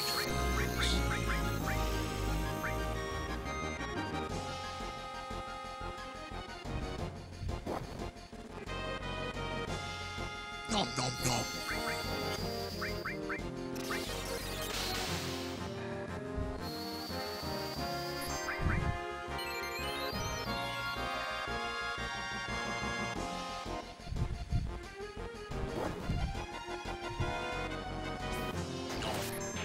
And that will be the last time we have to fight that stupid snake. Because I have beta on all 4 E skills now. Goodbye, Jafar. Did you really just call the Zolom Jafar? I mean, I know you just made that reference, but really? Yes. Oh my god. To be fair, let's face it, that of all the Disney villains, he's easily one of the best, if not the best. I mean, with the exception of Scar, he comes the closest to pulling off his band. Because, I mean, let's face it, he does technically pull it off. Just Aladdin comes back and fucks everything over again. Basically. I'll go ahead and grab White Wind on E-Skill 4-1 here. Just because, you know, I know these guys have it. Yeah, right now we're kind of just doing catch-up now that Cloud's back. Not entirely sure what the hell that thing's even supposed to be, but okay. Meat on Cloud's blade. Clearly. But yeah, let's face it, Scar's the only one who actually pulled it off and really got to, you know, gloat about it for an extended period of time. The only problem is Scar actually makes a very terrible ruler. Very much.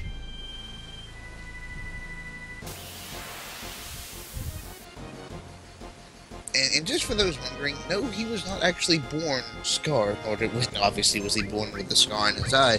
His real name was Taka, which is Swahili for garbage. Yes, his parents literally named the bastard Garbage. That kind of explains why he has issues later on. Well, but... And Simba, literally Swahili for lion. Yeah, very creative there, Disney. Good going.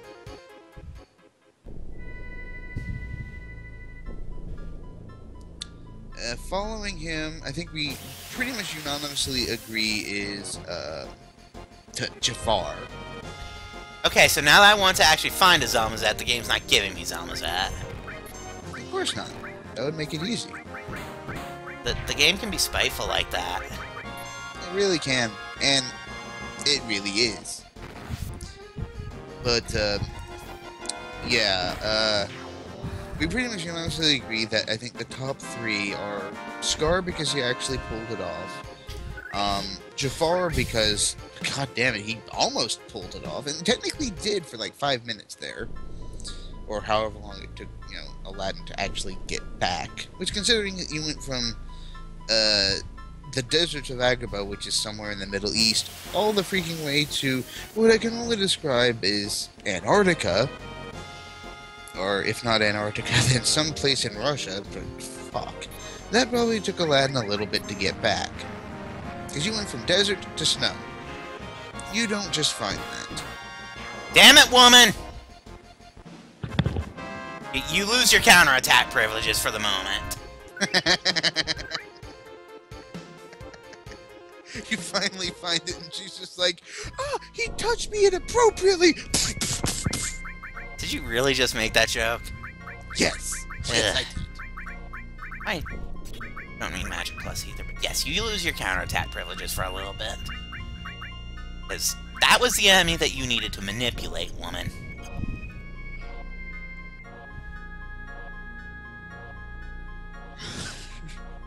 Oh, he touched me inappropriately.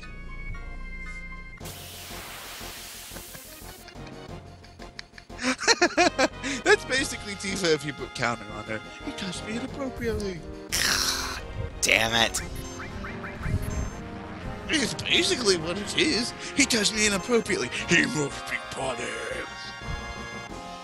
Well, that won't take long, because White Wind to get on E-Skill 4. Hey, you're gonna get a free heal out of this. You should have just saved Nanaki's MP. Said it was only like a couple hundred HP. At this stage, that's really not worth talking about. Considering you just did 2,200 points of damage, and considering that White Wind heals for how much MP you currently have left... Yeah. Yeah, I'll admit, we're kind of in E-Skill Roundup right now. There are a couple that I want to get while I'm thinking about it. Quick, Alec, can you guess what the next one I'm gonna go grab is? Aqualung Magic Hammer? Not Aqualung. Magic Hammer, then. That's on the list, but that's not the next one I'm grabbing.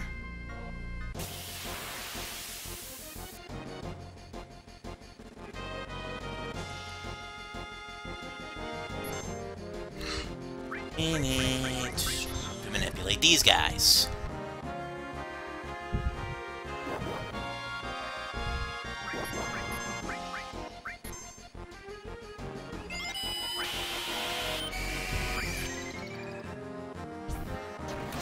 Why would I not get the E-skills that I actively use first?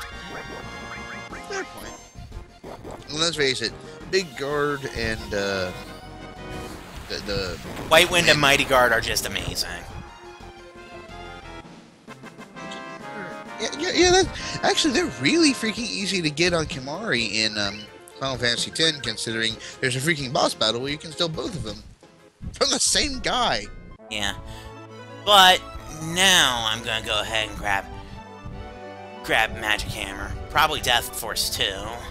The best part about being Kimahri is all of his enemy skills are basically his limit breaks, and the best part is actually getting a new one using the Lancet ability instantly fills your limit meter, which technically means that, you know, his limits aren't necessarily as strong as the others, but Actually, the trade-off, of course, is the fact that basically, if you're fighting something that has an E-skill and you know that it's weak to another E-skill, steal the E-skill and then murder it with one of the previous ones. yes, I did just do a party change on my own, if you didn't notice. You know what? Do you have an open slot right now, Tifa? You work on starting to unlock Ultima. Make yourself useful, bitch. Pretty much. So yeah, I'm grabbing Magic Hammer and Death Force, and then I'm gonna give the Pagoda a shot. That's why I brought in Yuffie. These are not the guys with Magic Hammer, though. They can die. They can die, yes. Save that limit break. We'll probably win it. Oh yeah, I'm going to use that on the first guy in the Pagoda. Those guys just got killed so hard. This area is actually very easy when you have your fucking materia pack. Yes, I'm staring at you, Yuffie. But the one thing that can make the Yuffie fanboy go, fuck you, Yuffie. I'll admit, this is one of those moments where apparently we actually have another person in the audience that is a friend of ours. Hi, Kemi. Oh, Akemi, you're watching? Oh, hey, Akemi.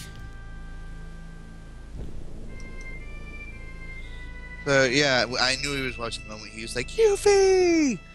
Apparently, we're in agreement that Yuffie is amazing, but let's face it, this one part, that part is where you really come to realize exactly how dependent you were on your materia. Basically. You don't realize it until you lose all of it, and you're just like, where's my heal spell? Where's my offensive spell? Where's anything? Pretty much. The trade-off is, of course, you have all of your health back because you don't have the MP draining it, but, I mean, for fuck's sake. You really, at this point, realize exactly how much you came to depend on that materia, and you're just like, fuck. Pretty much, right? Pretty much, yeah.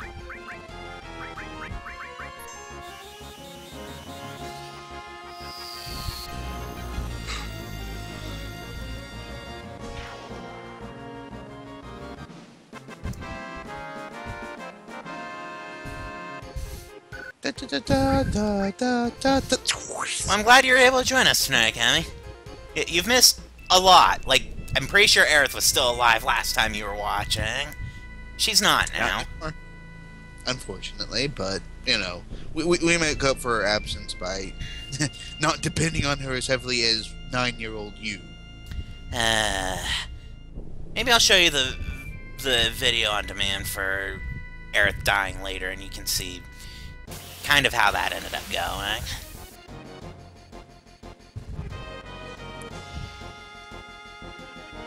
Yeah, you missed a few.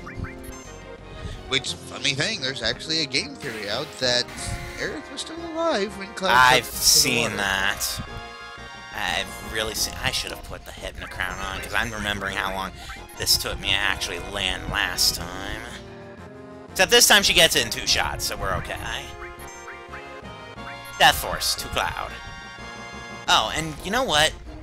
I think I'll go ahead and show off how Death Force just neuters the cursed ring. The negative part of it. Go ahead and not waste my own MP. Death Force on Yuffie. And now we're just gonna sit here and wait for about 20 seconds. Hey, let's face it, the monster's basically ours. The cost is we can't use Tifa until either the ability wears off, or... I have to break it myself. But watch. The Reaper comes because this is how Death Sentence works.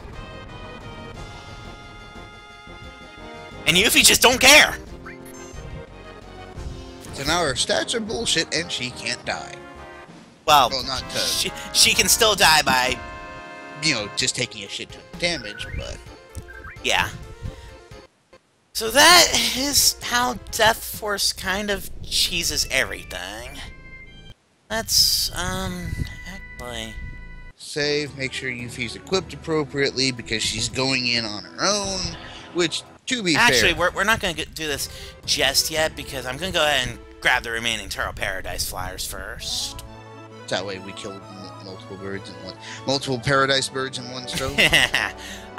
So the first flyer, just as a recap, the first flyer, that was in the Sector 5 slums in the house where you can get the Turbo Ether. Second one was in Shinra HQ, and it's the only missable one.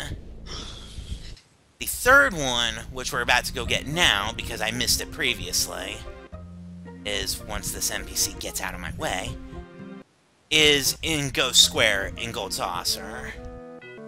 Yuffie doesn't have to care, but she chooses to, Akemi says.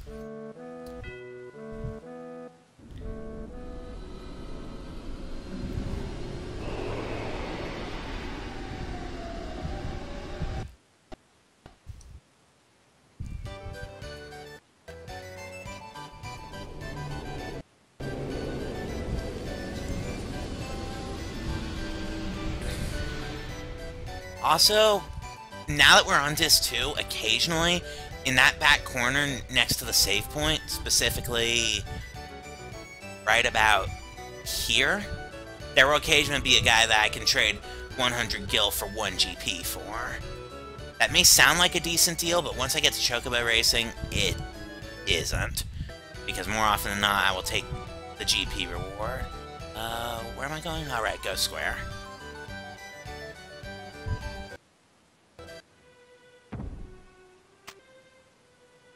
Because up in Ghost Square, by the way, this is the in and item shop in Gold Saucer, but we're not worried about that. Here's what we came here for.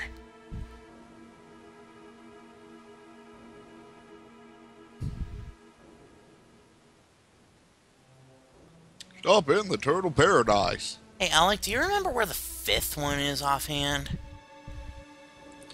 No, but if you'll, you work to get back to the friggin' ship, and I'll look it up real quick. Yeah, please do. I remember where 6 is. And we already got 4. But I'm going to show off something in Wonder Square real quick. And you know what? We'll have a quick G-Bike interlude. I'll see if I can break 10,000. I'm sorry, this is mostly the side quest episode. But I can snowboard now. And fun fact about the snowboarding, if I have either Tifa or Sid in my party, but not both of them, then there is a chance that they will go, "Hey Cloud, let me play." You can say yes, and you will be in the minigame as Tifa or Sid. I officially know where everything is. Number 1 is, of course, Midgar Sector 5 Slum. Number 2 is Shinra Building First Floor Lobby. Got that one. I'm only missing 5 and 6 at this point. I know where 4 is. Turtles Paradise 5 is back in Cosmo Canyon. Yes, 2 of those are in there. And then number 6, well, whatever that one is. I don't know why they put it in the basement, but yeah, that's what number 6 is. Number 5, once you finish the thing, I'll tell you. What can I say? I like G-Bike, and I kind of want to see if I can get that speed source.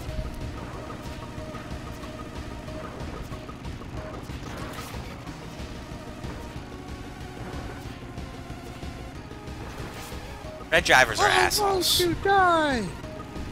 Pretty much. Hey. And since I don't have to worry about Cloud's actual life, I can just kamikaze these guys if I want to. It's honestly, it's more often than not my way of killing Reds in the Gold Saucer version of G-Bike.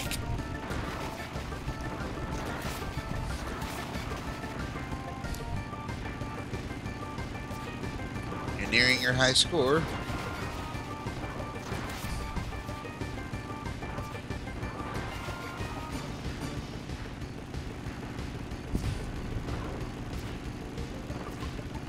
Oh, you totally missed that.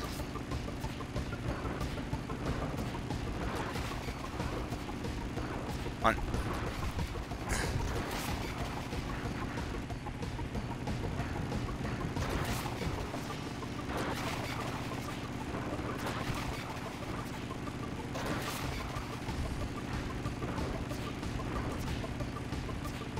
You did better than last time, that's for sure. Hey, I broke the 10,000. That was my goal.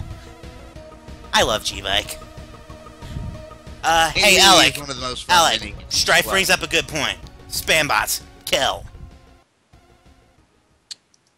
Da, da, da, da,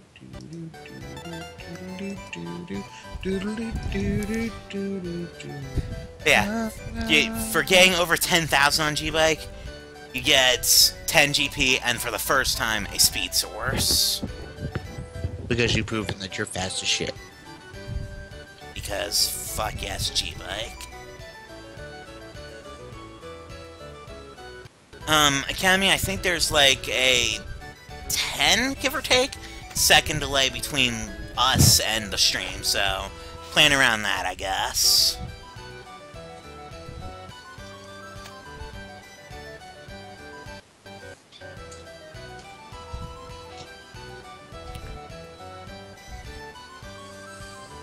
And then the expensive as shit. When they say everything requires money here, they mean everything requires money here. This Even place the is... safe point. Huh? Even the safe point. Oh, yeah. It takes 5 GP, but... Funny thing, that's not 5 GP per save. That's actually, you hit yes on the prompt, and it just takes 5 GP and you can do everything you would want to do with the save. So if you want to save, like, 5 times, you can.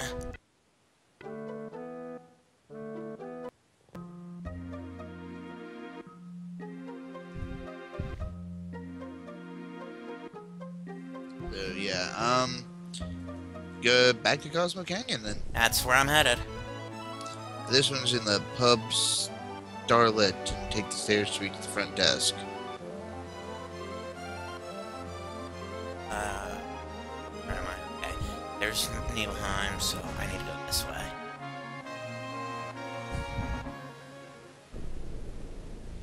Yeah, unfortunately, there's no really easy way into Cosmo Canyon until I get Chocobo first. You know what the sad part is? That the thing that you can't get to unless you have a mountain chocobo or basically cause Ultimate Weapon to blow himself up is basically you have Cloud's second strongest weapon there. That weapon is still worth it even if you've got the Ultimate Weapon, for reasons that I will talk about once they become relevant. Like I said, we'll talk about the gimmicks of the various Ultimate Weapons as they become. Can't you do? Yeah, you can get one of them here if you had Red 13 in the party. Not until this story. Oh yeah, that's right. I know what you're thinking, but not until this story. But there is something else I can grab now that I'm here. God, please grab the ladder. Thank you. And for those of us who haven't realized it, yes, this episode is basically side quest madness. I'll at least make a point of getting the remaining huge materials before the night's out, though. But at any rate, that rope that was here in Disc 1 is gone now. On the other side of it is the full cure material and an elixir and a magic source. Full Cure is... Oh, who should I give this to? Screw it, Yuffie. Full Cure is kind of like Ultima in the fact that you need to get AP on it before you can even use the spell. There's one other spell material. You're quiet over there, by the way. Better. No. Better. Not especially. Like I said, my headset's... You're a little bit better now. Yeah, my headset's messed up as shit, so... Okay, so... I'm in the pub. Where was it?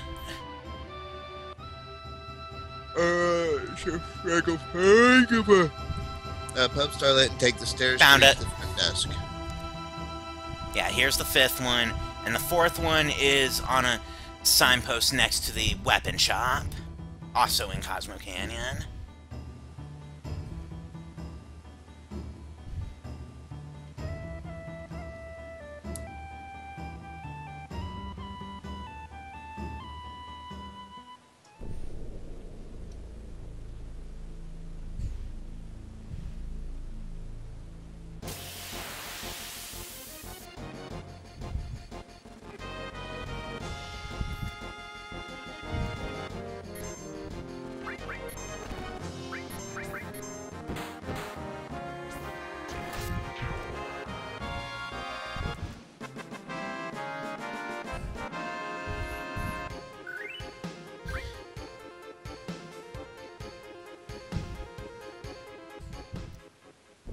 Right, so, and then number 6 is actually in Wutai itself.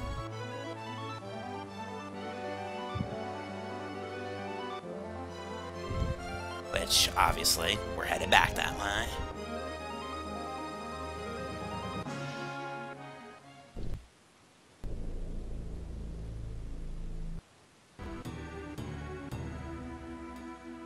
Number 6 is specifically up in Yuffie's house. Which I believe makes this one missable if you don't do Yuffie's entire quest here. But it's right here.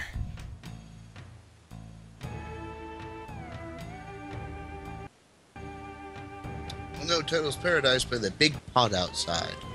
Said pot had a little girl hiding in it at one point. And if you actually happen to wait to do that quest until Sid's the party leader, he just straight up drop kicks the damn thing instead of punching it 3 times like Cloud does. Yeah, that's news to me. I actually kind of want to try it next time. You also have to get the sign about the contest as well, so it's technically 7. Well, Which... 1's basically to actually start the quest. Unfortunately, you don't actually have to go back and visit any sign you've actually read in order to start it. Yeah, you have to. There he goes.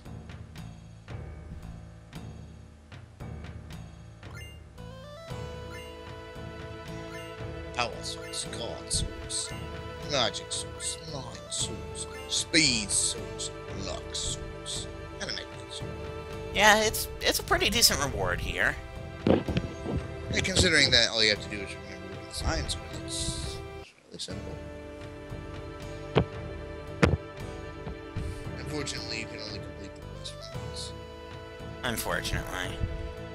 But when you consider that one of the flyers is straight up 2-time shot only, and another can be missed if you don't do the relevant side quest, I'm pretty sure Yuffie's house stays locked if... Where am I going? If you don't get the side quest done. I have a lot more turret than I thought it was going to be at this point.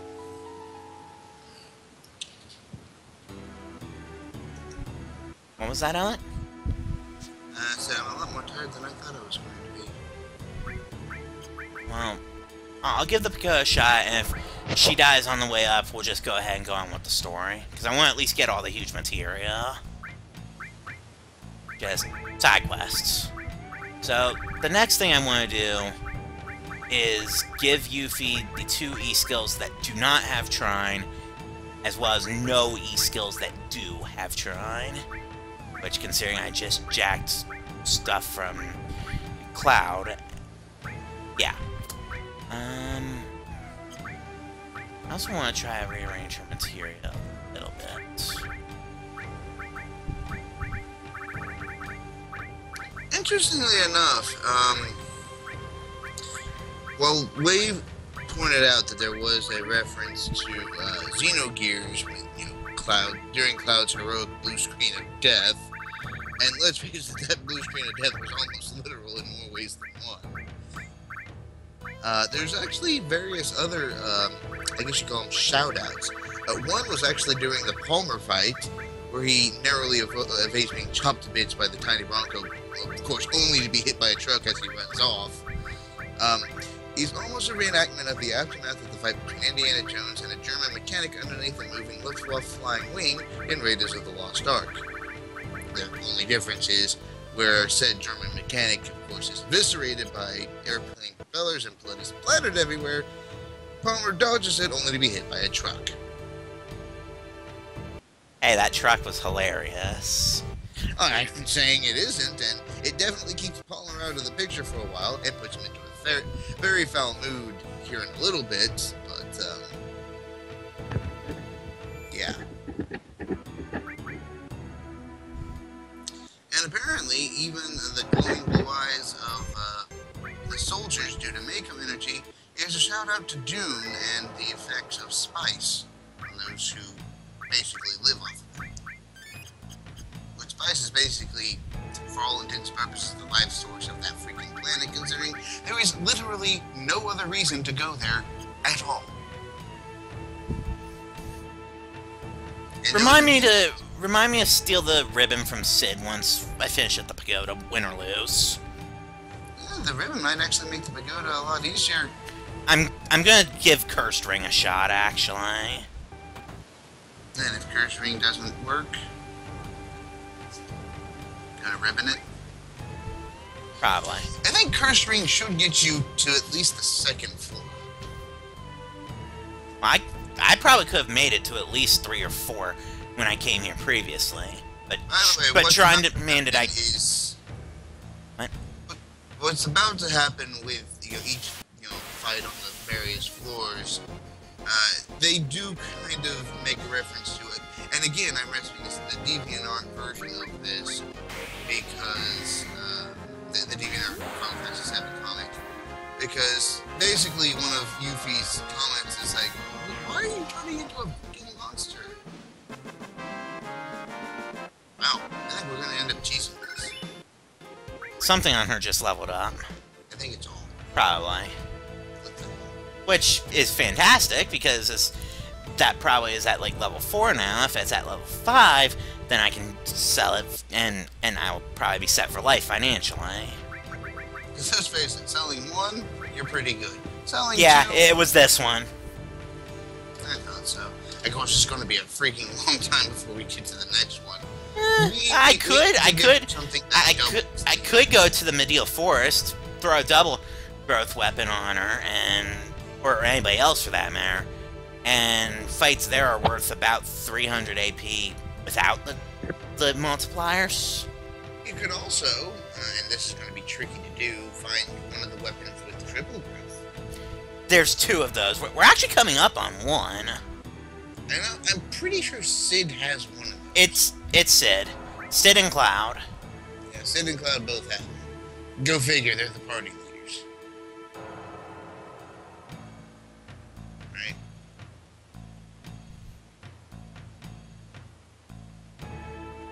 Speed change! You're turning into a monster! How is this fair? Bitch, you have a material loadout. Shut up. I'm fighting a fucking Kung Fu penguin.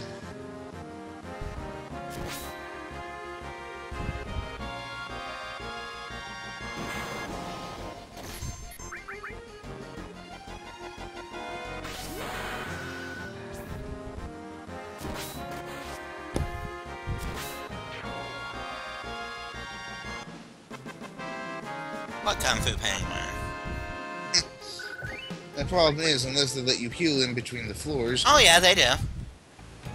And even if I die on a fight, I can come back to that same fight at any time. And Yuffie's just like, bitch, I'm awesome. Considering she basically solos her way through this freaking tower, that's a legitimate claim. I'm just saying.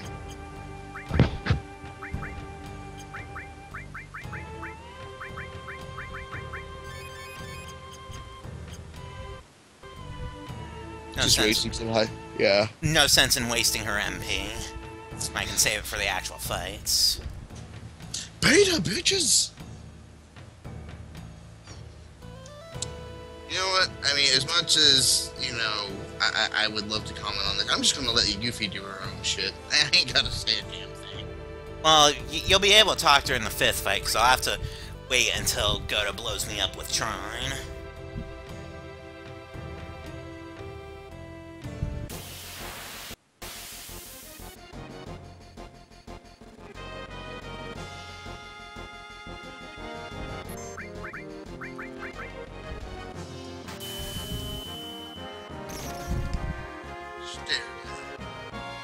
Oh, that stopped her.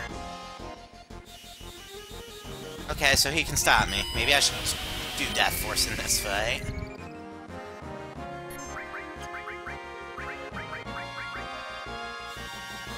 Just in case something bad happens.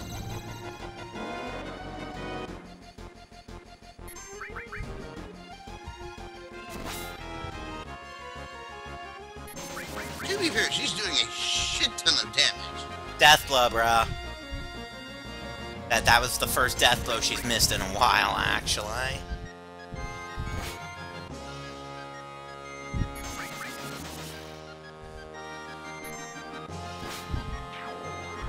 Hey, I've got a full limit bar for the 4th fight. You're just going to cheese the shit out of that. And look, did you see the fact that the counter reached 0 right as the battle ended? I did not see that, but that's awesome.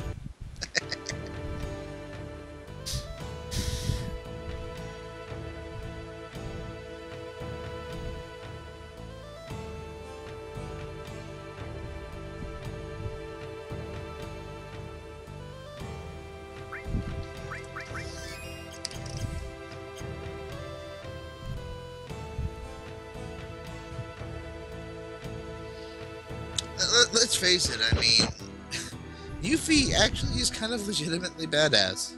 She's alright.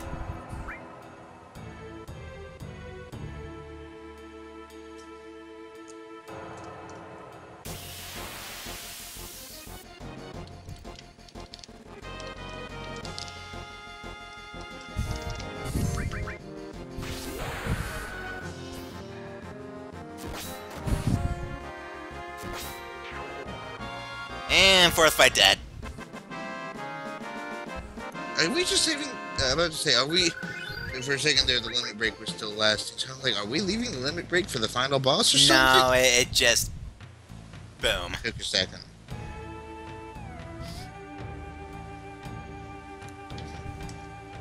And now the other 3 have to come up and basically go, oh, holy shit, someone's actually gonna fight Master.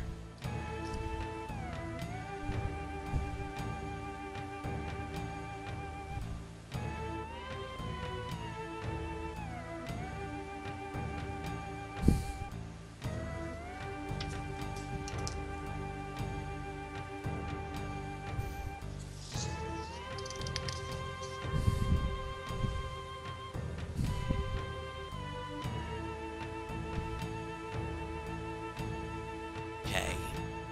Do you have sense right this minute? Yes, you do. You have the punch-out sets.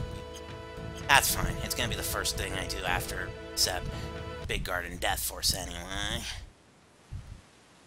This might be interesting.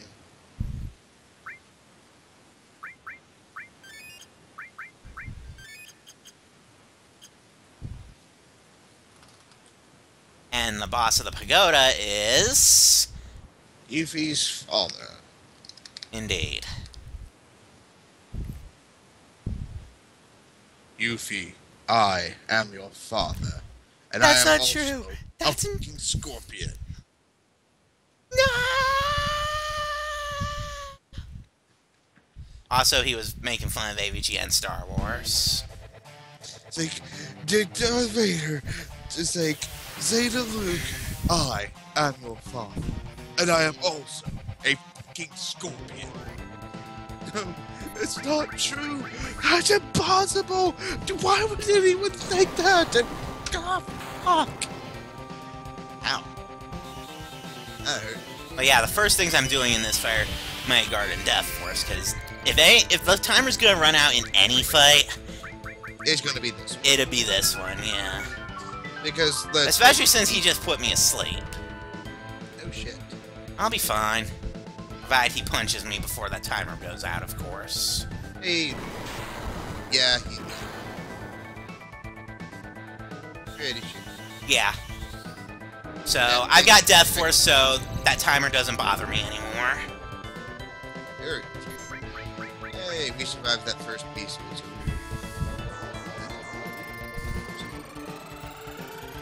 Of course, if he doesn't quit hitting you, he's just gonna keep sending your limit break skyrocketing. You realize I'm not afraid here, right? Okay, no, so I have 10,000 HP to work with, minus that. Your heart rocket is sky rating. Sir, damn it, man, I'm a doctor, not an English teacher. I can probably just tank this, all things considered. Also, the timer just ran out. Good thing I have Death Force!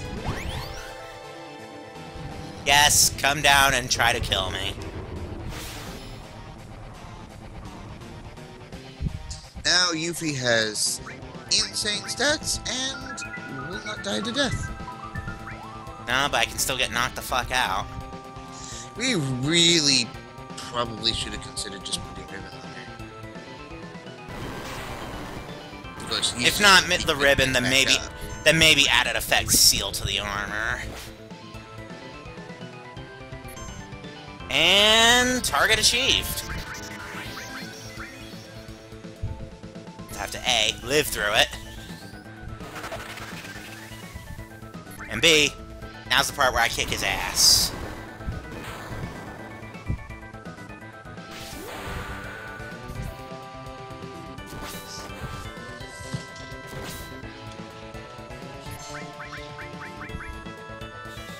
Patch up that damage and then throw up another big guard. Go ahead, keep hitting me. You do realize you only make me angry, right?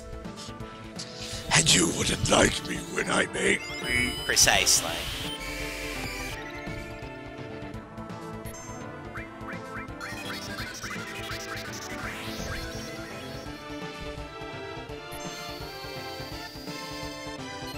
Free limit break, look at that.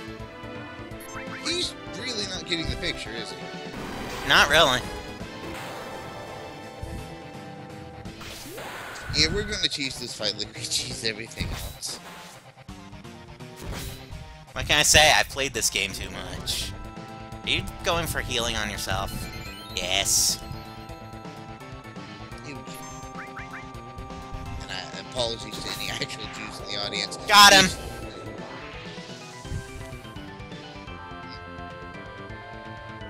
And with that, ladies and gentlemen, the Pagoda is beaten. And all creation. Her final limit break. And, interestingly, one of the cooler looking ones. I mean, she literally just Epic Laser Beam no Jutsu, but, you know, Epic Laser Beam no Jutsu is Epic Laser Beam. And you also get a summon out of this. I do get a summon, yeah. And the one that they really should have fucking put in Final Fantasy X, considering that they have every other element represented except for fucking water. And yes, that does kind of piss me off. Also, the Kisaragi family is a bunch of lunatics. I didn't say there was anything wrong with it. It's just, they're a bunch of lunatics. Basically, they beat each other into a pulp and then have a good laugh about it. And Leviathan get. Which, you know, I think there's only like, what, 2 summons left to get? It's more than that. Well, 2 that are worth getting, I guess I should say.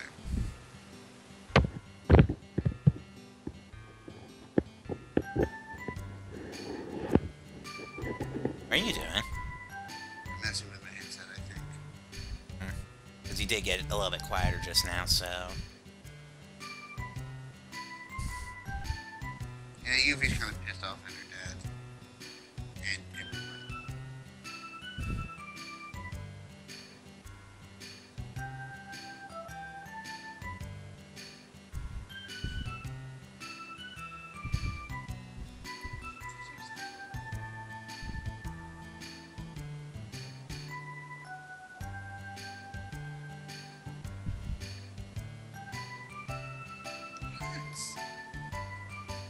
Yuffie is right. I have brought shame to everyone.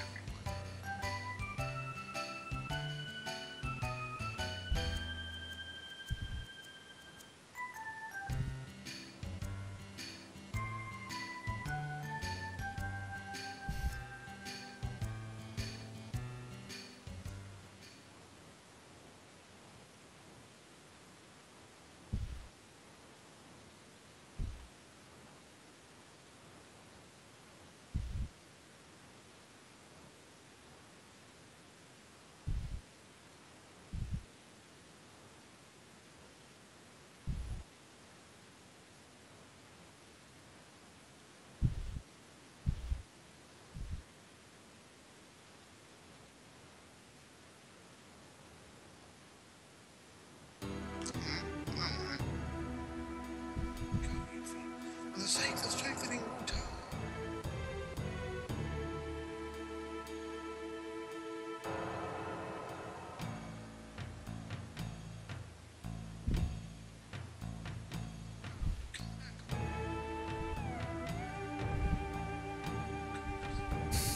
But then... Because, let's face it, this family is fucking insane. And, like daughter, like father. There's a reason. There's a place where she gets this. What's her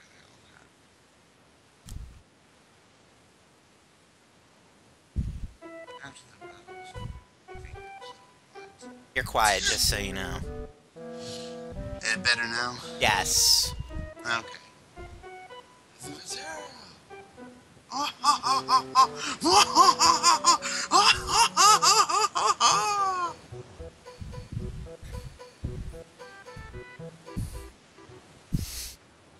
The Kisaragis are a bunch of lunatics. Yet we love them anyway. Yeah, we love them anyway. They're a bunch of lovable lunatics. Unfortunately, it doesn't quick jump me back down to the bottom. Yeah, they do force you to go all the way back down. But at least we're done with this place for the next little bit. There is. I was getting ready to say, I do have one more thing I want to do in Wutai, but I can't do it yet. For reasons. For reasons. Luckily, those reasons are actually in our very near future. In fact, once we finish all of our side questing and digressing and all I think that, we're done digressing for now, actually. So, yeah, hit the save point just because it's there. well, more accurately, since we're going back into Sarah's business. We need. Did we put Tifa in the party just because, or because we wanted her for the thing? We needed her for the piano scene. So, Previously you had stopped me with Red and Tifa. and Tifa was primarily for. Tifa was primarily for the piano, and then I pulled Yuffie in for the Wutai stuff. Let's see. We can pull back in Red 13. Not entirely sure it matters. While you make that pick, I'm gonna go ahead and jack the ribbon from Sid. Yeah.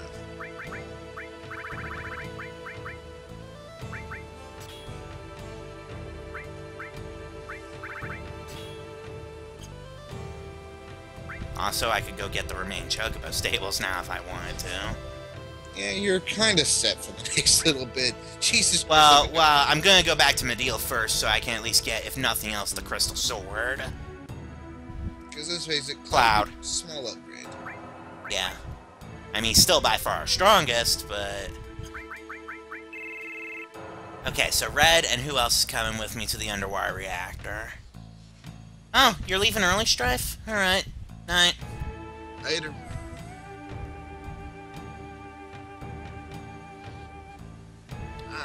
Alright,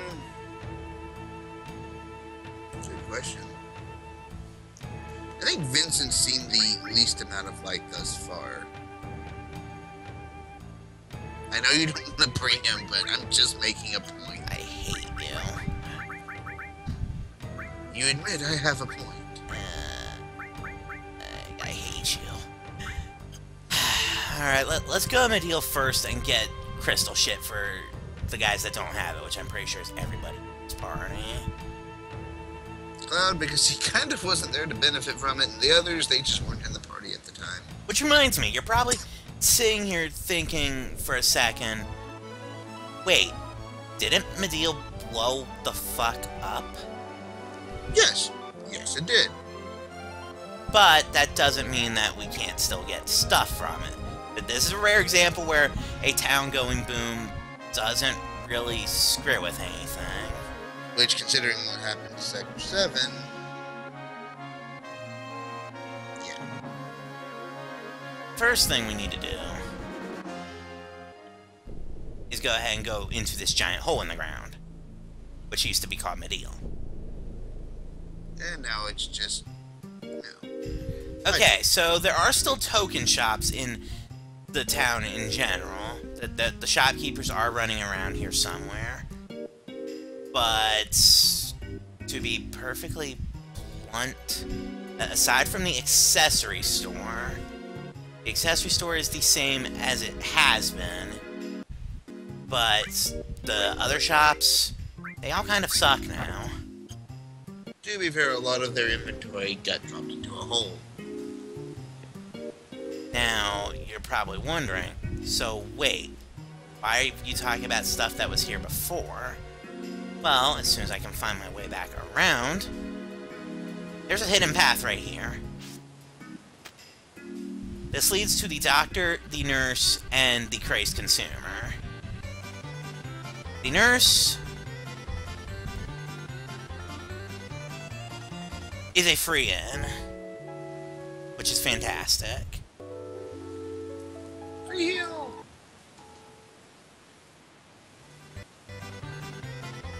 Yeah. The only thing about coming up here is, because of that Chocobo, you get the Eternal Damnation Chocobo theme.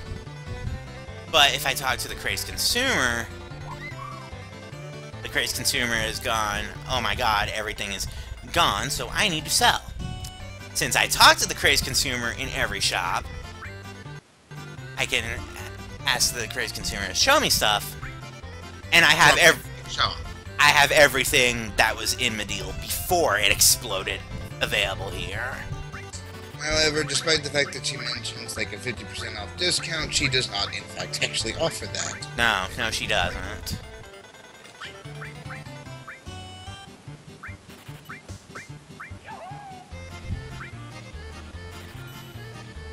Winchester rifle!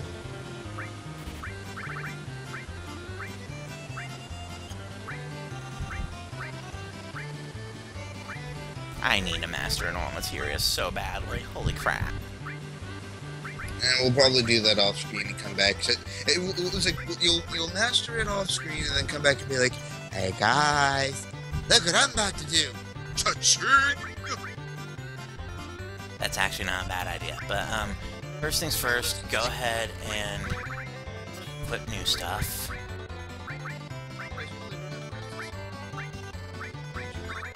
I ran out of money, so I'm upgrading stuff first so I can sell the extra diamonds. Also, you're quiet again. No. A little bit, but not really.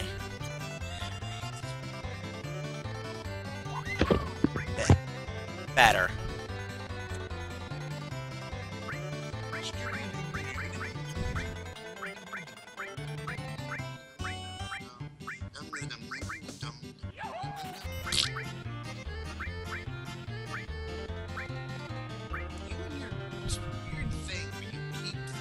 Hey, you know what? This gives me ammunition for throw if I choose to use it.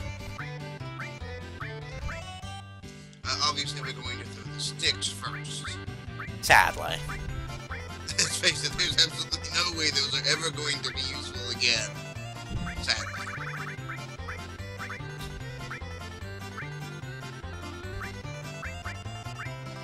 Great, I'll sell the last diamond bangle, silver armlet, and gold armlet. That should do it. Yeah, that did it. Crystal comb.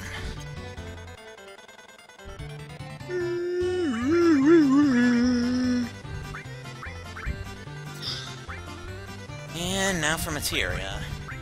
Go ahead and swap. Actually, Cloud actually has the most casting. So, temporarily remove the long range so it doesn't get swapped. And send Cloud stuff down to Vincent. Cloud has his long range back.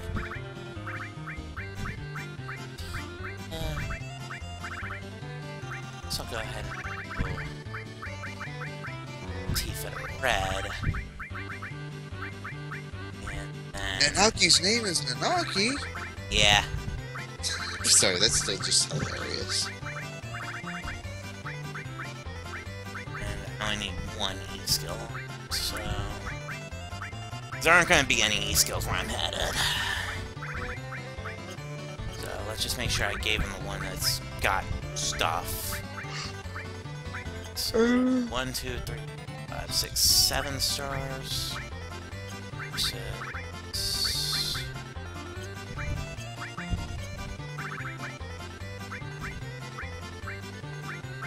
It's on somebody else, so much. It's on you.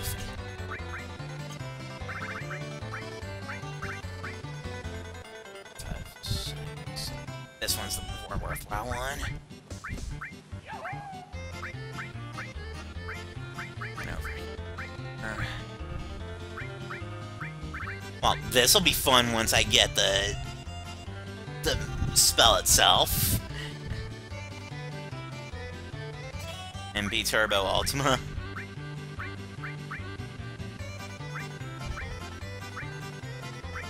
And For some reason, I have a certain song stuck in my head right now, specifically the Chocobo theme with lyrics. And specifically, I mean the version where it's like, "Final Fantasy is all that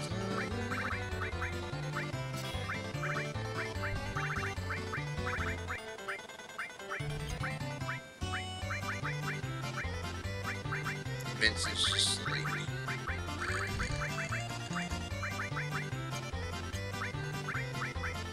Like that one song was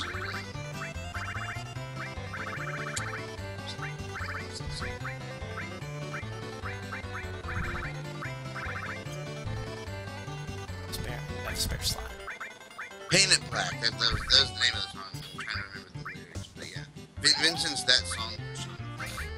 I'll go ahead and show off a little bit of Chocobo, since I'm doing this.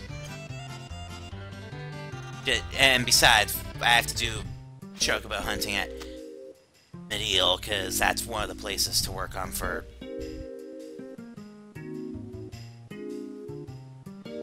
For what? For gold.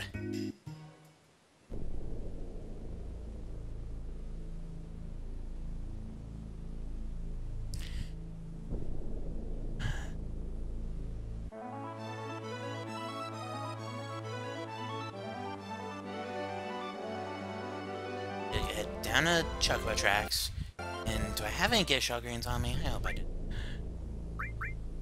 No, we can always run and go buy some. Except for the fact that I'm poor. Shut up.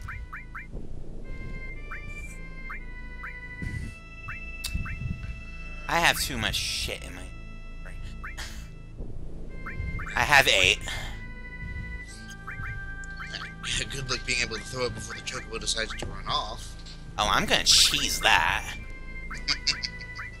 I'm switching it to wait for this. That makes the time stop. Wait, you can do that? Son of a fuck! You didn't know that?! That would have made this game so much easier! Oh my god. of the things I liked about Final Fantasy X. That's how it fucking works. The enemy waits his fucking turn. Even if you take literally 5 years to make a move, he will wait his fucking turn and wait for you to drop Ultima on his face. Here, not so much, unless of course you change the setting. Well, it only works if you're in a menu as well as during animations, which it always does. Under recommended.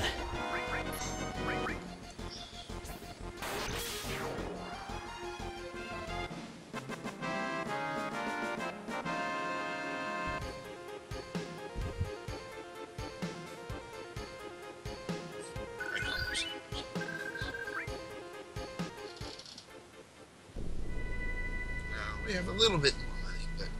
I mean, I'll probably only catch a couple and then I'll come back to this in earnest late. Game? Apparently, Akemi thinks Vincent is best. That doesn't surprise me. A little too confused.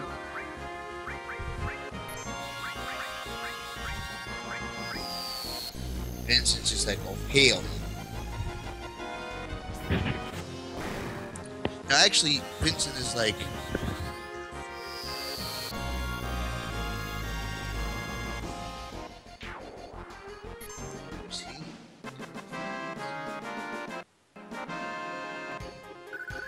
Because it's you, Akemi.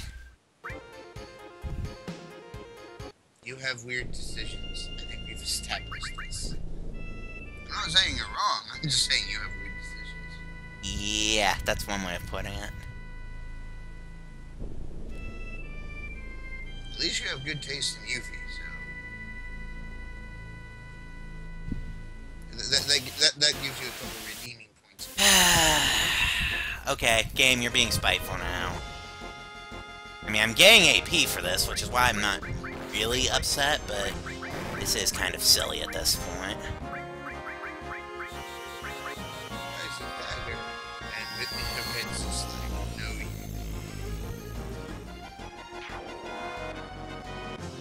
you... Hey, the counterattack leveled up.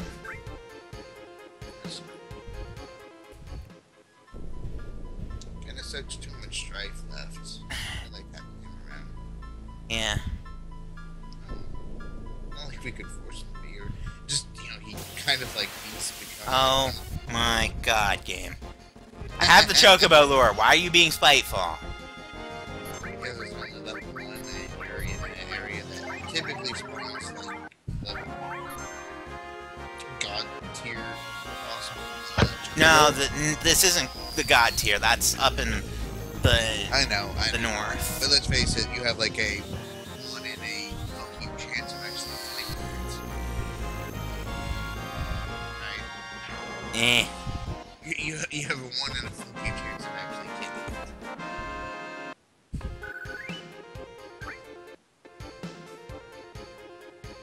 Cloud, of course, sitting there chilling at level 44. Everyone else blew it. Because he's Cloud. He's been in literally everything aside from when he was a zombie. And even then, what happened while I was a zombie? All of a train and ultimate weapon? Yeah. Not a whole heck of a lot. Finally.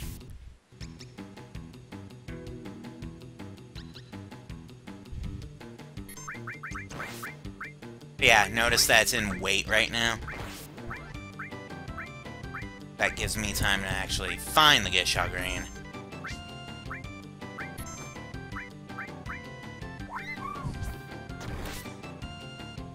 And start beating up on everything but the Chocobo.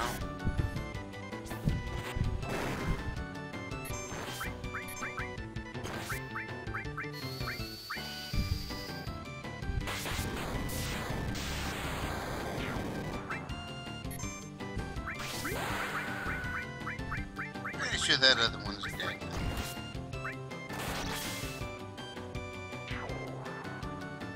Chocobo hit? Oh, one more. Thank God he hit the right target.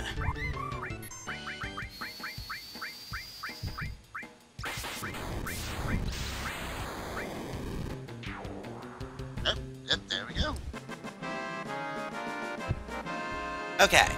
So, Chocobo, bo, bo, bo, bo. and Vincent just got Fire 3. Fantastic.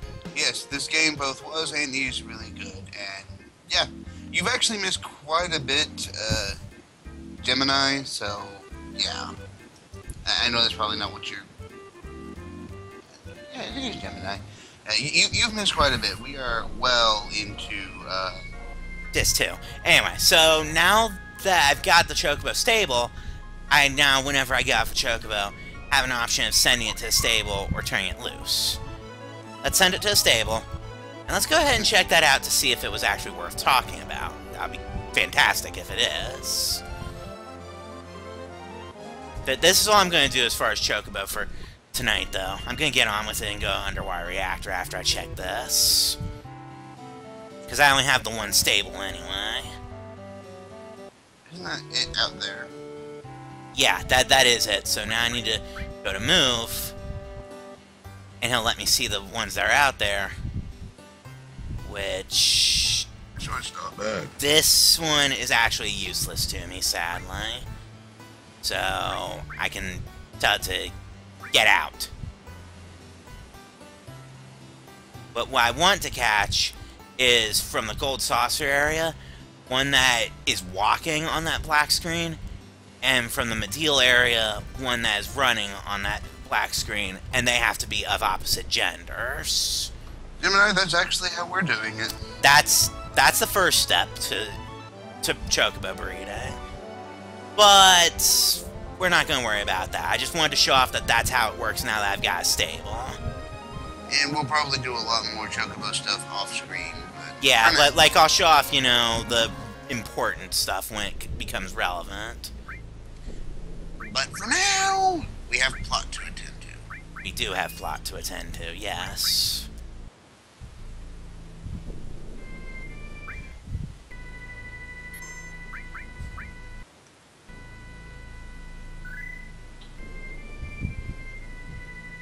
Yes, I know you didn't want to bring Vincent into this area, but I don't know. So.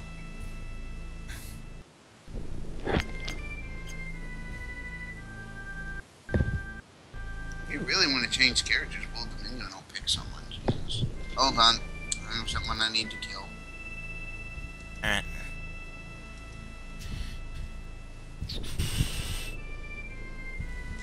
And back. As for your comment, Akemi, about the Chocobo just nomming while stuff's blowing up around it, Chocobo focus on its food, man. He does have a point, though. Because if you're sitting there, bombs and explosions and everything, and it's just like, oh god, this guy's so green.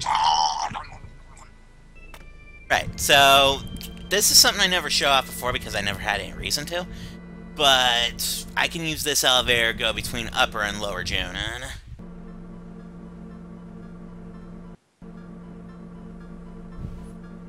Which, considering that we didn't just cross over from Costa del Sol, is the only real way to get to, You also notice that Junin's music is a little bit different now. That's because, you know, shit has hit the fan.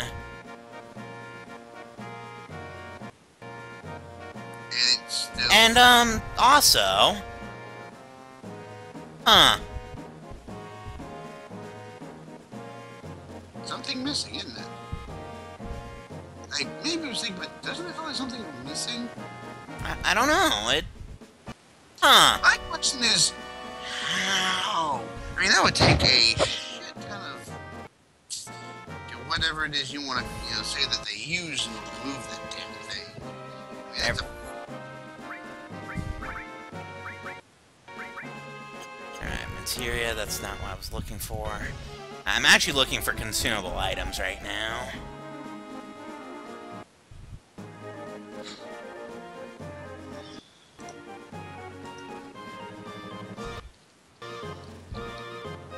Yeah, well, no, because this is weapons.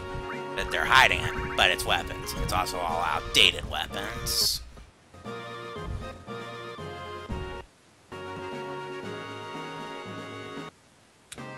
Either way, I've never really been sure what the hell is up with, like, basically the soldier action figures.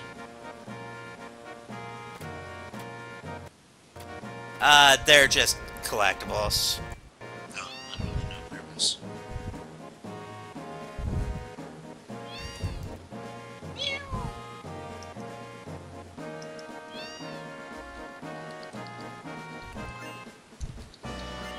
Although you were saying something about the soldier figure? Yep. I knew this is the area where he was in. That's kind of like commenting on it.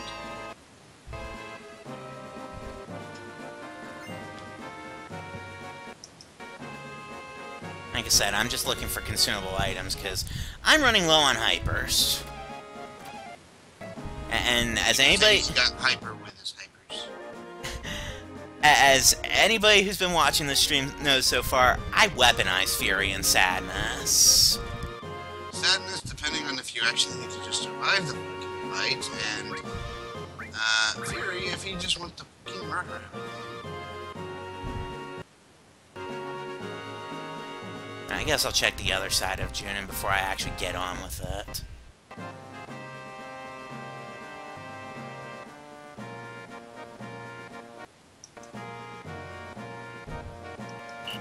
As long as I don't go down that hallway, then I'm still, you know, not going to get mauled. If only you try, of course.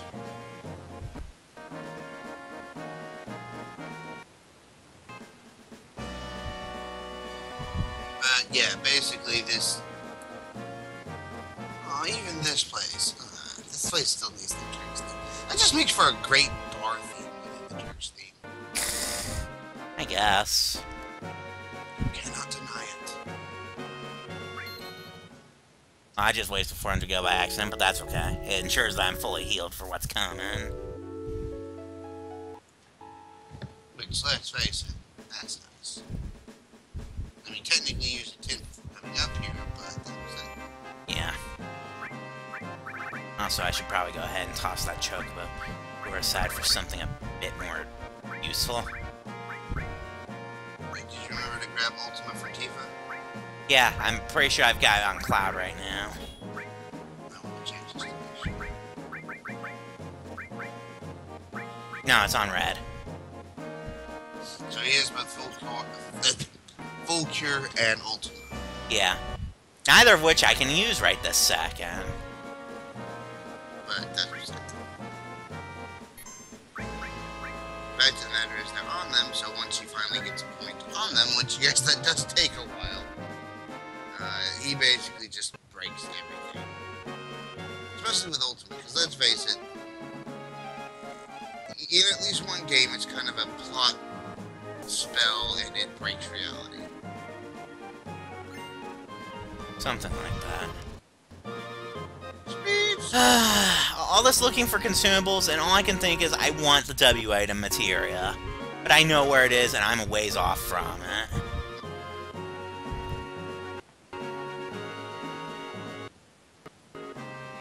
You are useless to me, game.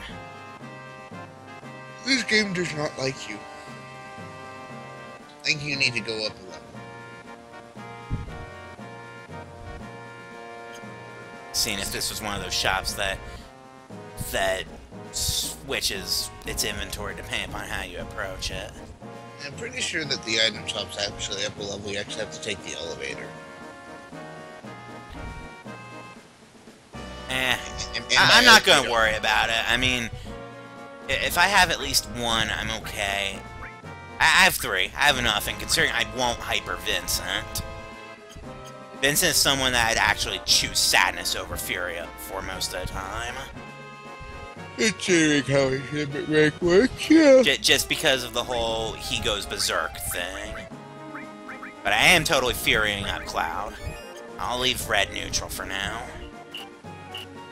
Fight me!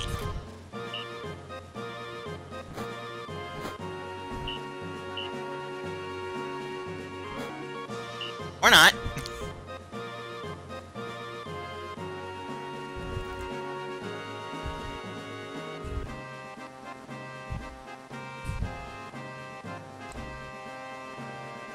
And Cloud just like, what? What?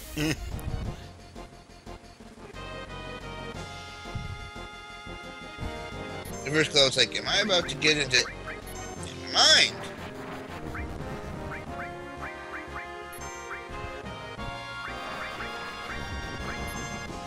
Oh, in case you're wondering, I gave Vincent the Protect Ring I swiped from Shizu. So, that's why he starts with Protect and Shell every time I start a fight. Just in case you were wondering about that.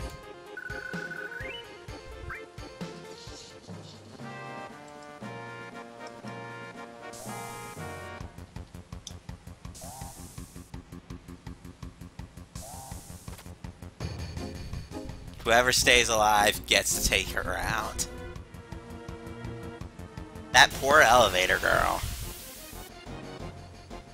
Fortunately, you make the point moot. Because, let's face it, neither one of them is I mean, if there's one thing I'll give Vincent credit for, it's the fact that he is the best caster as of Disc 2. Because, you know, the game best caster is kind of under a lake. And based on game theory logic, she's technically still alive. Or was, until you chucked her down there. At which point she drowned. Also, Elemental and Ice leveled up. He now completely nullifies Ice attacks altogether. Also, Ice 3.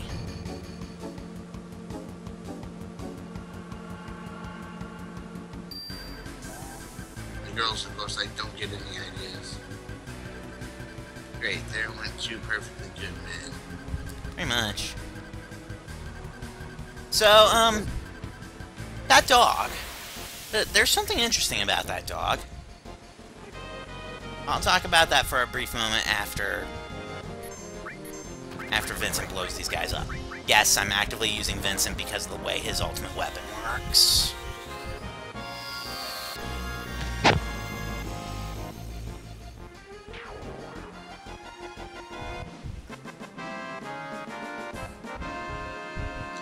And as we mentioned before, you know, weapons kinda have a gimmick. Elevator death games. Just look at Akemi's window. But you might notice that there's an exit behind that dog. Under normal circumstances, you can never get past that exit. I'll show off what abnormal circumstances are shortly. But for now...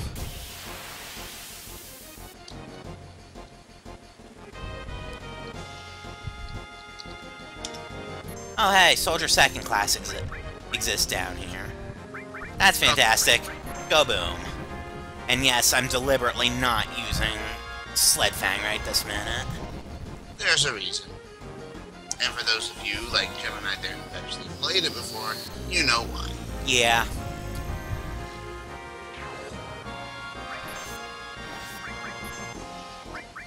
Sword of Doom!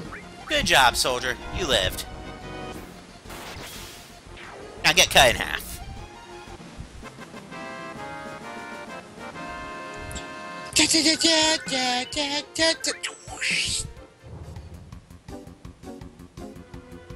Gotta watch out for them pointy bits. Pretty much. Considering how in pointy bits Cloud actually kills Ruby Weapon with his fucking hair. What? Yeah? No, seriously, what are you referencing here? Pointy bits, the Oni cartoon.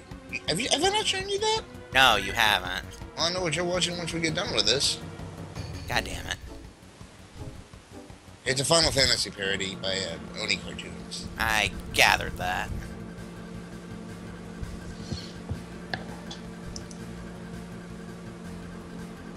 I wait for the turtle keeps.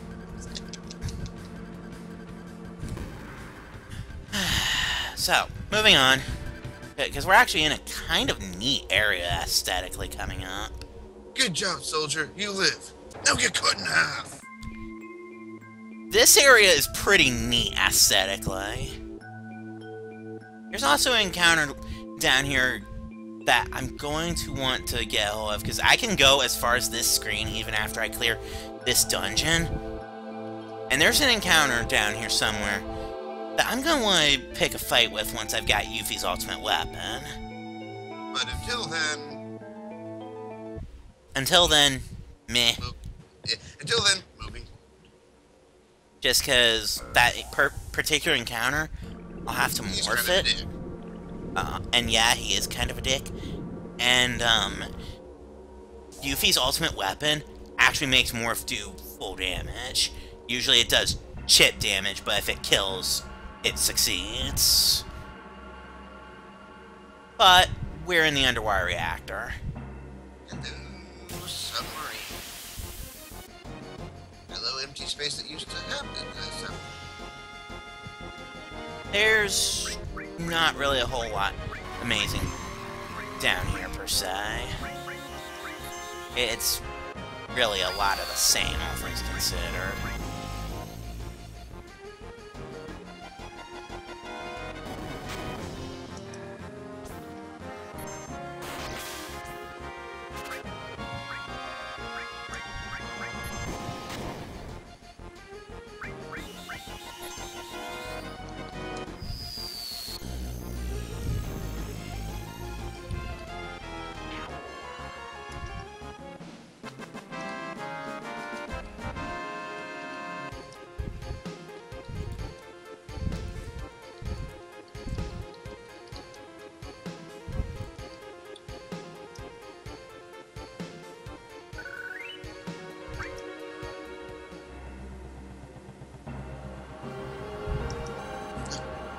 Okay.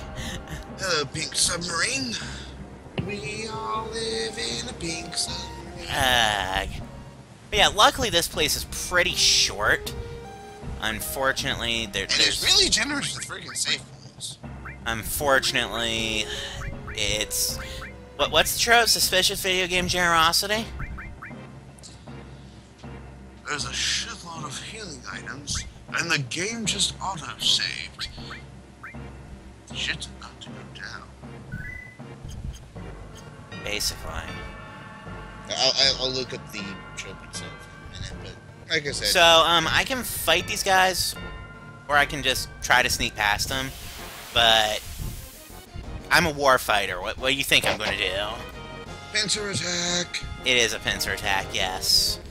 I actually could have made it not a pincer attack by deliberately fighting that first guy. Well, what fun is that? Basically. Aside from the fact that Red's almost dead.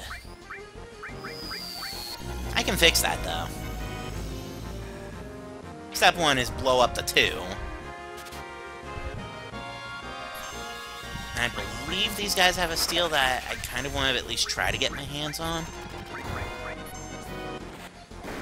Provided Red doesn't counterkill, of course. Because Red 13 doesn't take that shit.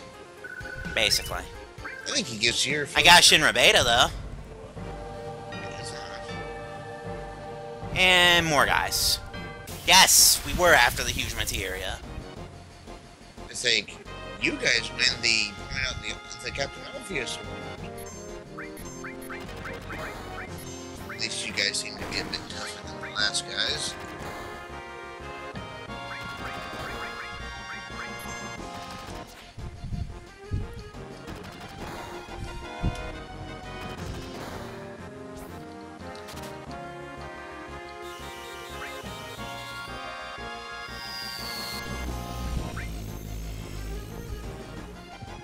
But not enough to survive a beta.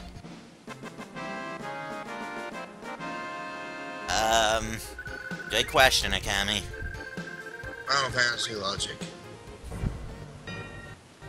Same way that Cloud managed to fall from a reactor, land in a church, and survive the fall because flowers. That's the only excuse I got. He landed on something soft. Basically. To be fair, it's pretty clear he kind of bashed a hole on top of that thing. Right. That just makes you wonder even more. It could be under damage. The roof was soft. I don't know. Wow, these guys have it out for Red. Like, holy crap, do they have it out for Red. Dropped Red on their heads.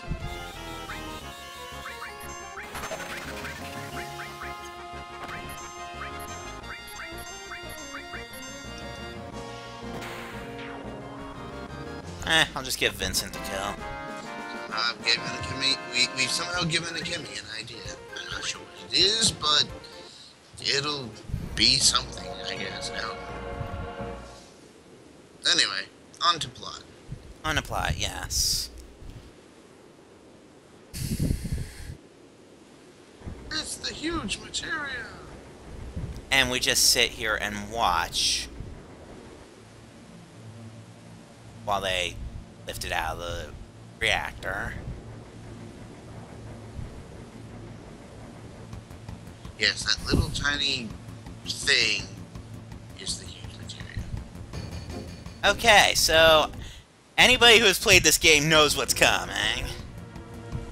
One of the most bullshit boss fights in this entire game, just because that fucking thing is bullshit.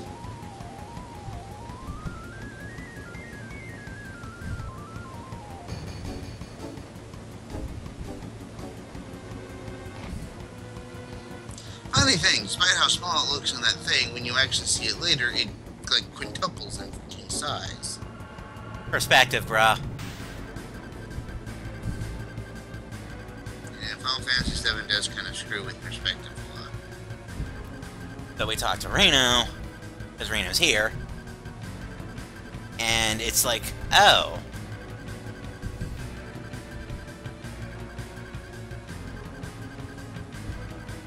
They give it to us, which is a good movie. Arena's just like, I never did things the easy way.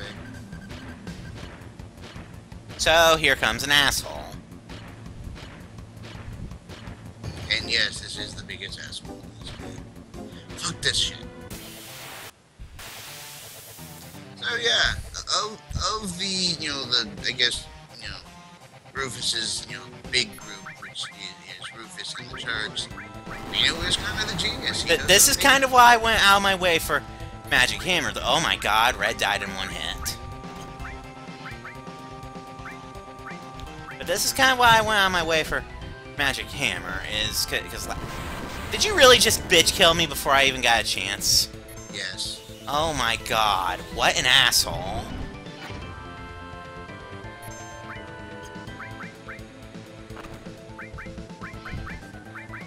The solution! I gave Vincent Phoenix! Thank God you got lucky there. And let's face it, you got lucky. Yeah, I have never seen Carrier Armor just be a total dick that quickly. I did warn you, this guy's kind of an asshole.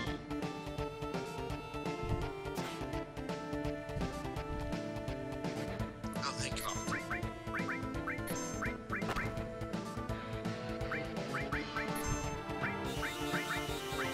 But at any rate, I bonked Carrier Armor's body a couple times with Magic Hammer, and he won't be able to hit me with that laser anymore. Thank God for that. I also want to cut, See, Carrier Armor's skill power is used up. That still leaves the problem of his arms, but... we can break those. yeah.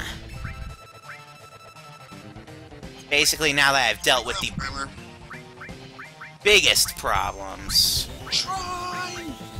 So try, bitches! Try, bitches! Try, bitches! Let's break this bastard.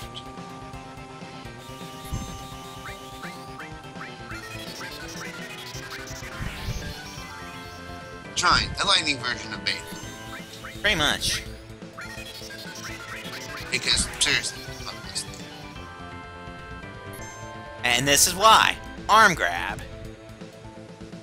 Vincent is now currently flagged as dead until that arm is dealt with. And because he's a spiteful prick, so is Red. So basically, Cloud needs to not die. Because if Cloud dies now, it's game over.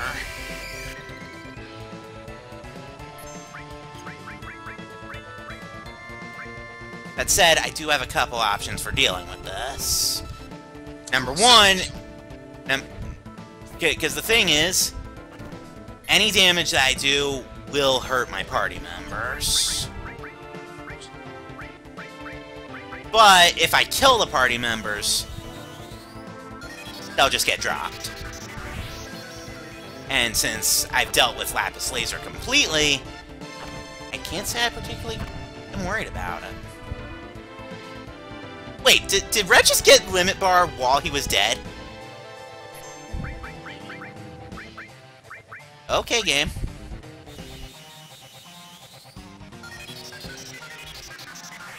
All we need to do is get him to drop freaking Vincent.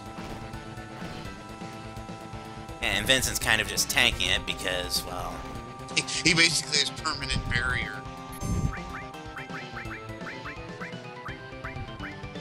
Unfortunately, I can't exactly heal Vincent, so I really have no choice but to just butcher him myself, essentially.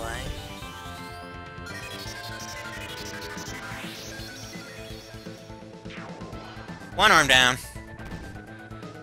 Vincent down.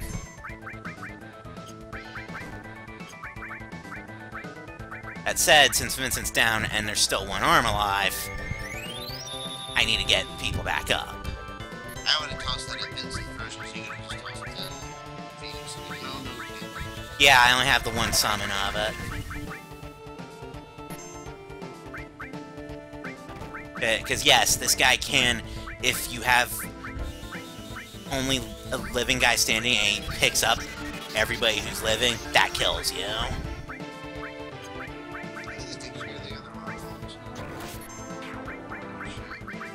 Alright. And now that the arms are dead, and I've burned out his MP via Magic Hammer, guess who is basically totally worthless now? He's technically even worthless than, whatchamajigger, Genova bodies, once you drained all of their MP. Because, let's face it, without the arms and without... So, basically the idea here is toss him either a cloud and then try the crap out of this asshole. I'm just gonna butcher him now.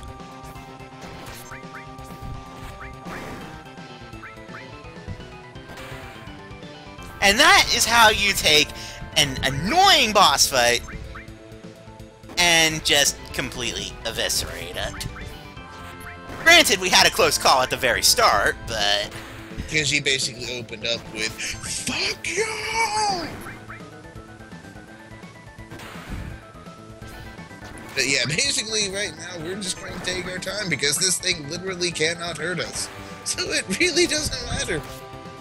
He has no other form of attack once you take away his MP and arms. And that is how you destroy a carry armor. Fuck this shit.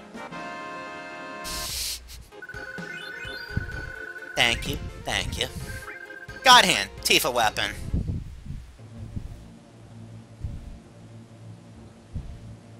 Of course, during the course of actually fighting the damn thing, Reno is just like, fuck this shit. And he escapes with the submarine. But we have our own option.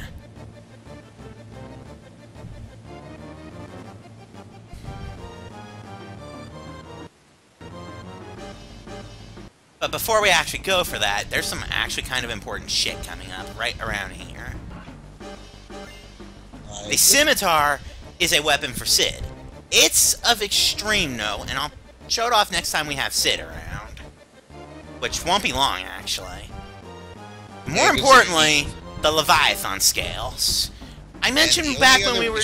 return to Wutai. I mentioned back when we were actually doing that quest that there was a cave on the mountain that we couldn't get into because wall of fire. We can do something about that wall of fire now. So, let's go ahead and deal with jerks, shall we? And get us a submarine, because yay submarine. Okay? Pretty much. And after carry armor, these guys are not worth even mentioning. Toss a beta at him and fuck it. As Jacksepticeye would say, fuck it! Simply put, the true danger of the underwire reactor is carry armor. Once you've dealt with that... You basically killed the most annoying boss in the game, minus the actual, like... Emerald weapon and ruby weapon and whatnot. And they have an excuse. They have this, one, they're optional, two, considering what it is you get from, yeah, they're going to be annoying. But it's just like, you know what, I've had enough fun down here, I just want to get this stuff free. Pretty much, right? Hey, I've got Comet too. Fantastic, because that's actually part of my plan for Emerald and Ruby. Things are proceeding smoothly. Because they can, Kenny. Because they can. They're pressing Z and R twice. Technically, it's an aileron. And we're in a pincer attack. Okay, game. As Boomstick would say, can't let you do that, wizard. Do what? Ruin the joke. So, the solution is to nuke the 2 and stab the 1. And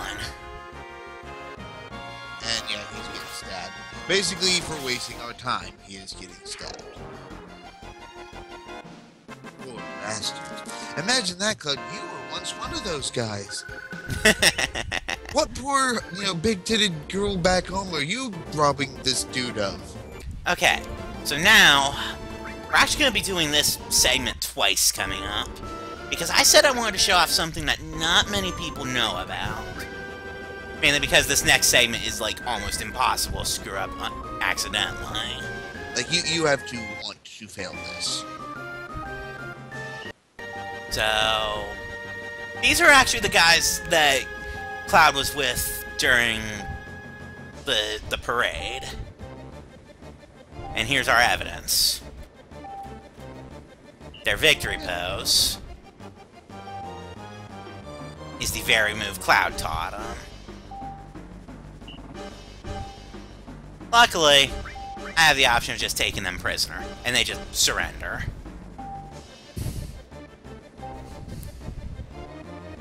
So, we don't have to waste time.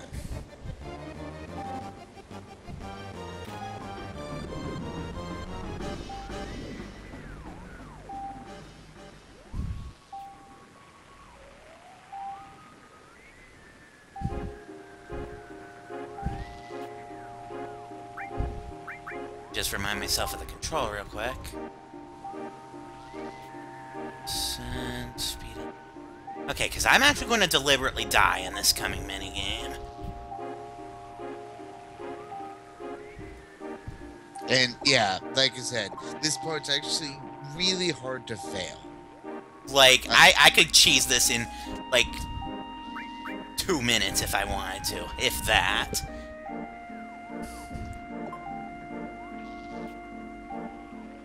Main screen on. We get signal. Because that red sub right there, all I have to do is pump a bunch of torpedoes into it, and it basically dies. And that's our target. What I'm trying to do right now is basically kill myself on these mines. Which, considering that you seem to be dodging every single one... Well, because they don't pop up until I'm practically right on top of them. Yes, right now, my other option is to wait for the time to expire. But, fuck that. Alternatively, I can let the enemy subs kill me. This is nice. But yeah, right now, like I said, what I'm doing right this second is deliberate. He's not actually this bad. We're just showing off something for people who don't know. Something that, honestly, even I didn't know about until terribly recently. So, you fail a mission.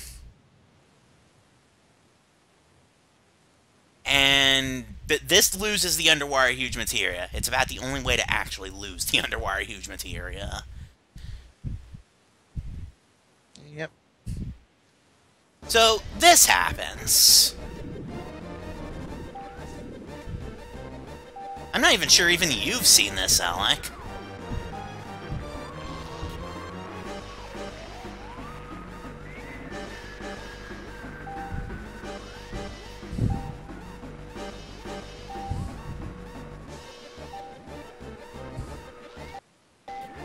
So, the submarine's going to shit, understandably.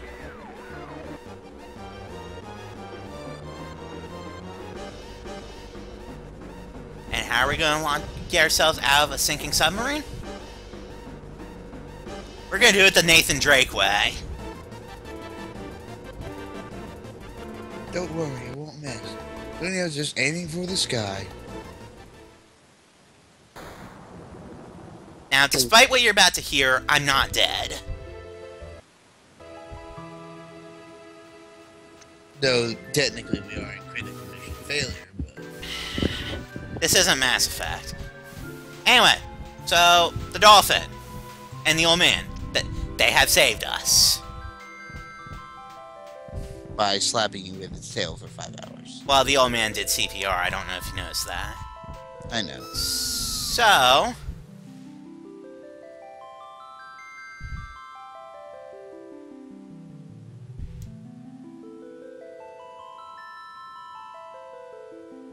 That's a big hint. Cloud would love to get his hands on a submarine right about now. So, how are we going to do that, considering, you know, the submarine we had kind of just sunk? That's a good question, isn't it? I wonder. Well, let's go ahead and take a moment to heal up, because I do have to do a little bit of fighting.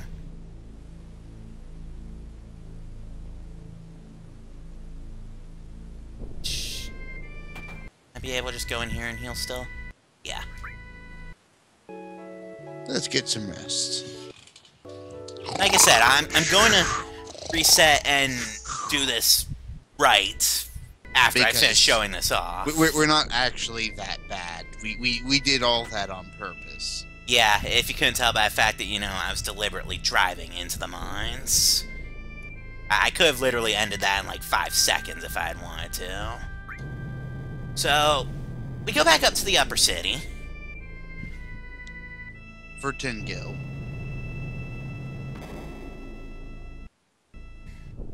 Which, you know, compared to how expensive other things are in this game, that's actually a good deal. Yeah, that's chump change at this point.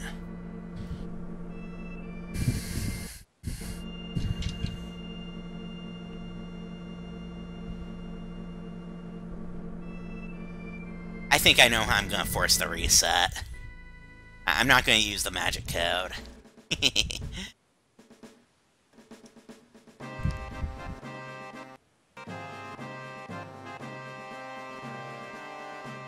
But I'm supposed to go to the airport, which is the other way, and this would be either way of this, by the way. And I would see them loading the huge material and shipping it off to Rocket Town, which is my ultimate next destination. But first, combat. Because with everything going on, they still feel the need to attack you. Why? I don't know. Don't try and logic this game. I'm not even sure why I'm fighting this. I mean, at this point, we're kind of in Uber-ish territory. Like, nothing I'm doing at this point is being saved. Good to know that Cloud's alt materia is pretty close to leveling, though. That Clouds did just level. I mean in the real save. So, the chick just takes us down without even, you know, commenting. That's fine. Now, I'm sure most players have wondered, how the fuck do you get past this dog? Here's our answer.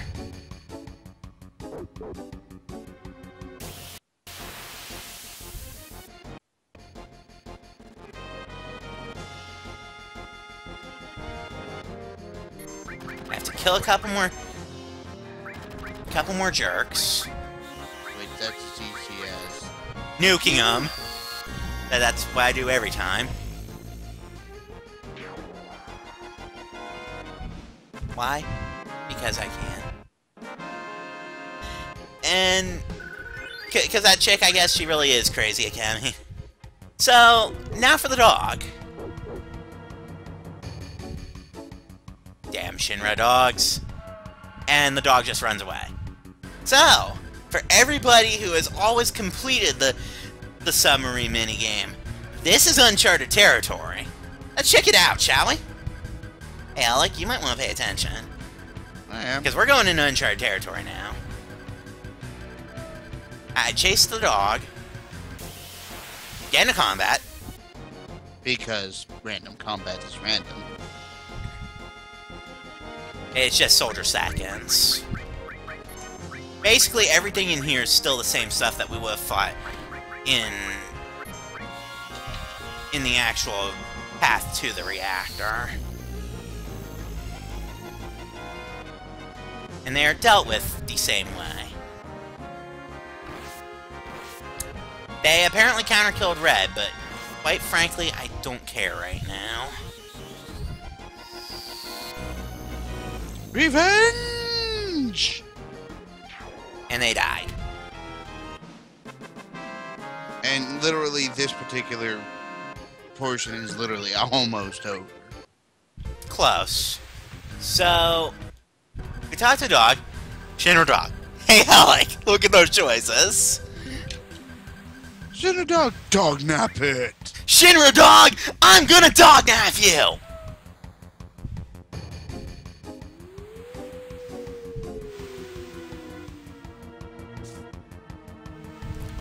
So now we go into the red sub.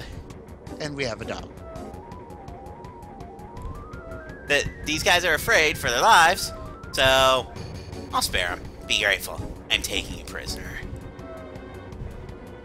They're just like... You're pretty nice! Thank you!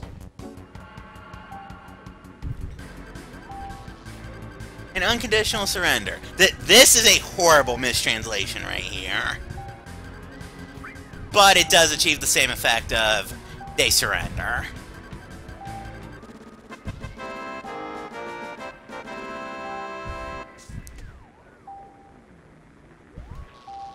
Hiding it somewhere secluded, he says.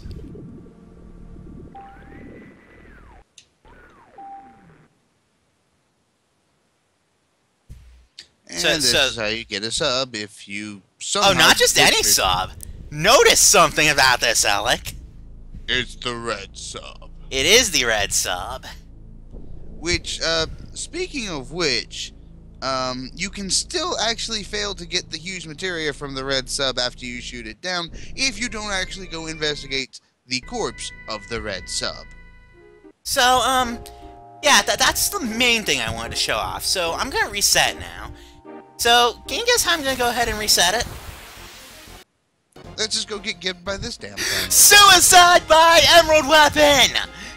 And yes, that is a 20 minute timer on something that's basically going to one-shot you. Notice that was with Magic Barrier. So, it doesn't care. It really does not. That's Emerald Weapon. We'll deal with him once I'm, you know, not a wimp. But let's go do the submarine mission right, shall we? Yeah, because let's face it, fun as it is, we want the huge materia. We do. But for anyone who has never seen the Junin dock or the red submarine under player control before, there you go. That's how you do it. So, let's go ahead and do the minigame right this time. In short, let's blow it the f*** up. Basically. And then go raid its corpse. And while you're down there, let's go get the thing for later. The Gallica can wait. I'm gonna get... No, not the Gelnica. You know what I'm afraid of. The key. Nah, we'll wait on that. Do it just... Look at the time! I kinda wanna finish off the huge materia, and then that'll be it for the stream. Oh, considering, you know, one more huge materia. Well, 2 if you count this one. It's like, you know what? Basically, the way I look at this is, you're doing my cheers so you get to live. Basically. I can't kill someone who does my chant. You can win! You feel great! You can do this! Oh, ha ha! Okay. Come on, we must do what feels natural. Let me just remind myself what the fire button is. Square. Square, okay.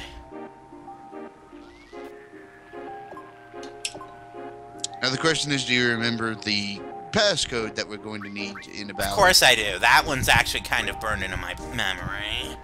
It's burned into mine too. Not so much my brother. He keeps having to ask me what it is.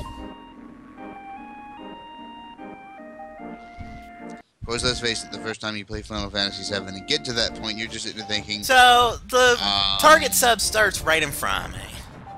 and then somehow disappears because fuck you.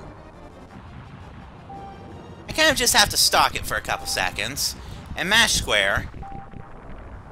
It's really freaking simple. This is probably one of the easier mini games to, you know, beat. I did it in 20 seconds. Easy mini game, ladies and gentlemen. It makes for decent GP if you're not doing chocobo breeding, because it just opened up a gold saucer, too. Yep. Hang on, I'll be right back. Alright.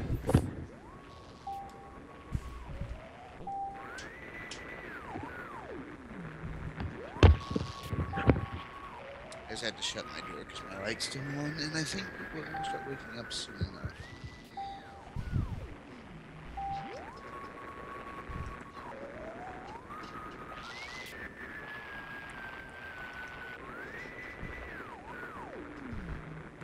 So yeah, make sure, you know, obviously, though you're perfectly aware, grab the huge materia, and then we'll avoid the ever-loving fire out of Emerald Weapon, because right now he's going to murder us, and we don't want to do that again. Yeah, so...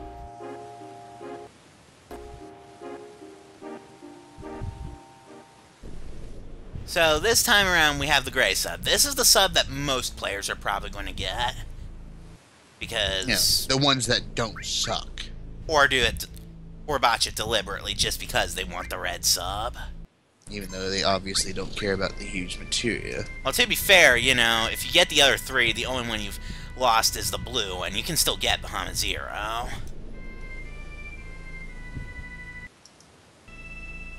So, where do I need to go? I think it's this Leon way. is a better pilot than Cloud? What? I think he was referring to Cloud as I was controlling him in the spoof thing I just did. Oh. In which case, that actually is a kind of accurate statement. Because I was, you know, deliberately failing. To be fair, yeah, you were doing it on purpose. Leon... Anyway, so here's the wreckage of the red sub.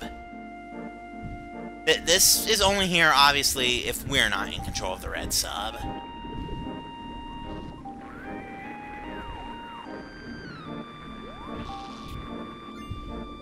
And we just got the underwire reactor's huge materia. One more to go. So, we're going to surface, because... Actually, hang on. Before we do that... I already surfaced, but we... what? Well, I mean, it is something you can actually do on the surface. Shall we go get a certain weapon and, or prepare for a certain weapon and, limit break? We'll start next stream with that. I'm just saying, because, you know, you have I know what you're start talking it about. off. I'm just saying you have to start it off in Disc 2 and then do it in Disc 3, but if you Actually, no, it's... You can start at any time, and then it's do 10 random battles, and then come back to that. But, right, I still have one more thing I need to do in June before I head to Rocket Town.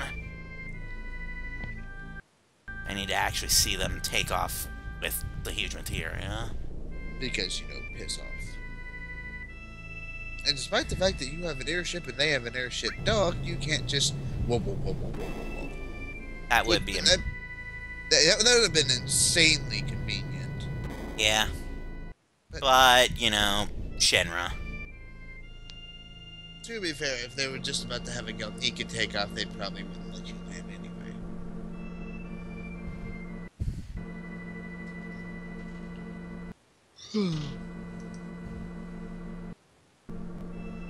So, once we're back on the upper city, because now we're actually doing things right this time. We head out to the airport.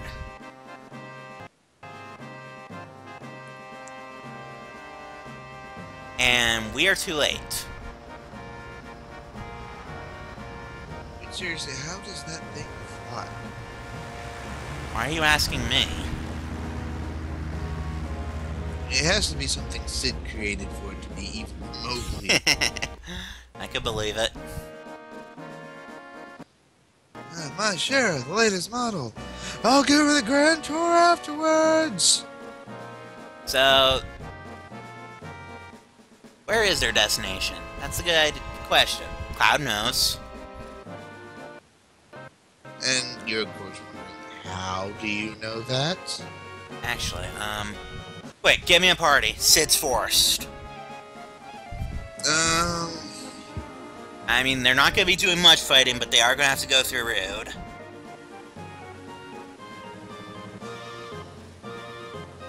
Avalanche. Sorry. I was going to say, I can't Avalanche. I was thinking of putting Barrett into the party for some odd reason. Party cuss like a sailor. Okay.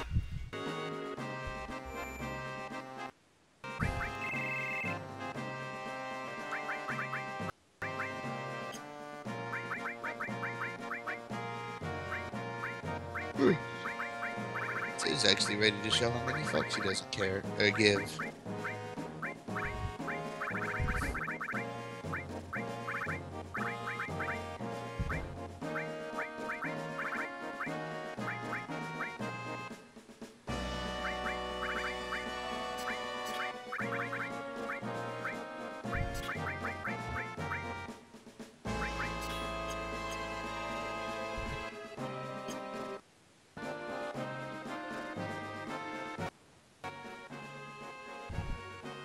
So now I need to head back to the highway.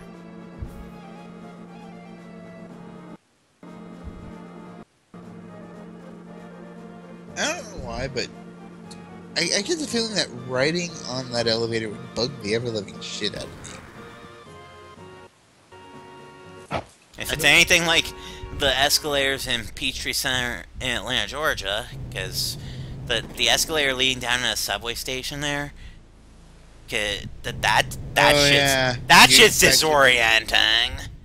Because basically the hallway does not continue going straight; it actually kind of curves down, and you feel like you're going at an angle, and it's messing with your sense of balance. And yeah, I was down there for MomoCon. You went down there for Dragon Con, so we both know exactly what you're talking about.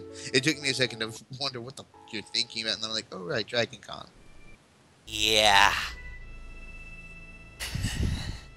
So what do you think of downtown Atlanta, by the way?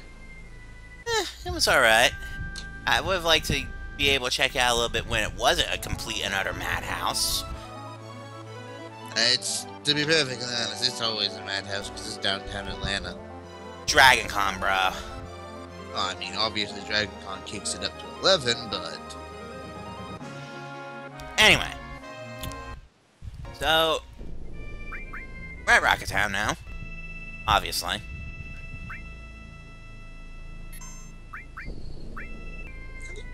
Oh, that's right. Never mind. For a second there, I forgot how you got Sid's final limit break, and then I was like, oh, right, the same place you get Conformer. Yeah. And that's something I'll probably check out next stream. Right now, basically, this stream was dedicated to side quest madness. And then the huge materia. That wasn't there previously, just so you know. Fourth bracelet?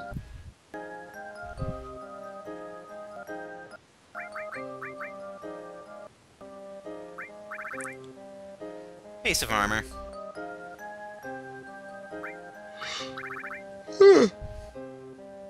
Amazingly, the aura armor and bolt armor are still better in general.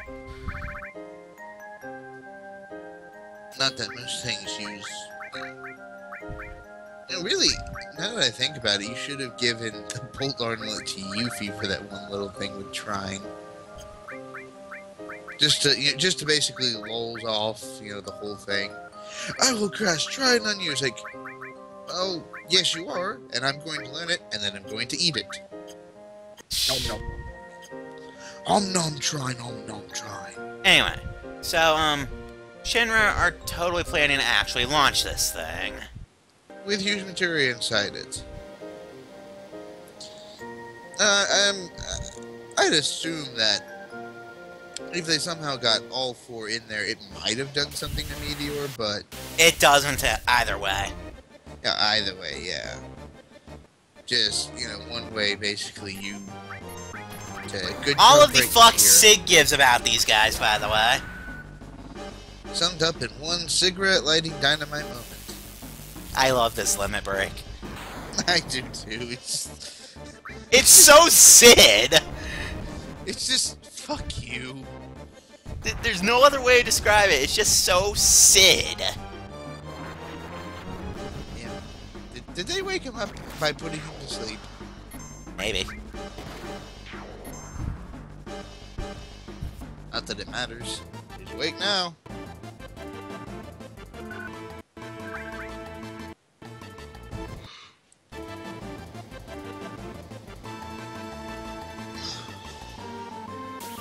More mooks! Because these bastards just don't fucking learn. Sometimes they're worse than Storm. Bear doesn't have E-skill. Fuck. I should get a minute to fix that after, if not this battle, then the next one. As you can see, it's still very easy. Hyper jump! Time to switch, since he doesn't really have a limit gauge going at the moment. Why not?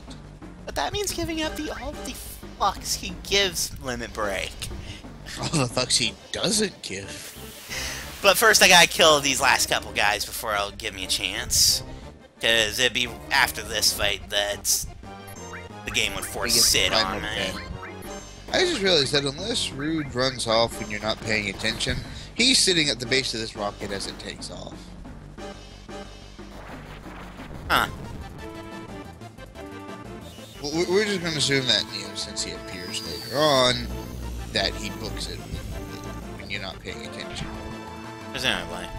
But yeah, hyper jump. Believe it or not, I think that's the first time I've ever really gotten Sid's level 2 limits. And there's that all level up that I got in the blooper reel for the red sub. So yeah, this is where Sid would force himself into my party if he wasn't already here. So, first things first, we need to fix this whole lack of an E-skill thing. Which we need to hold on to Leviathan just because we haven't seen what it does yet. And apparently Sid's wearing 2 E-skills. Or 2 E-skills. I'm actually legitimately confused by that, but whatever. I mean, all of them have all the mainstay stuff that I use. So Leviathan to Sid? Pretty much. Okay, so... Sid is currently the caster of the group. Right, I still need to swap limit.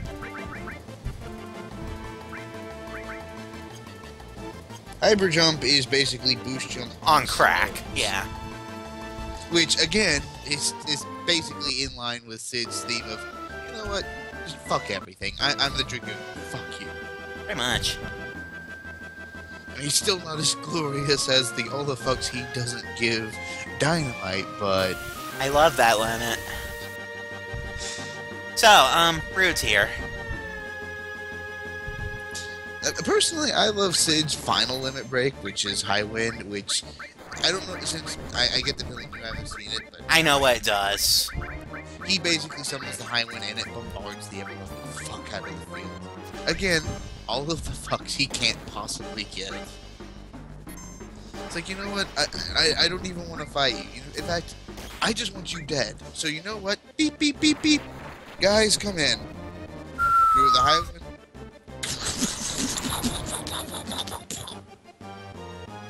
Also, if Tifa were here, he would be trying to not kill her until last. But because she's not, he doesn't care. Pretty much. Grenade! Thank you for waking Sid up.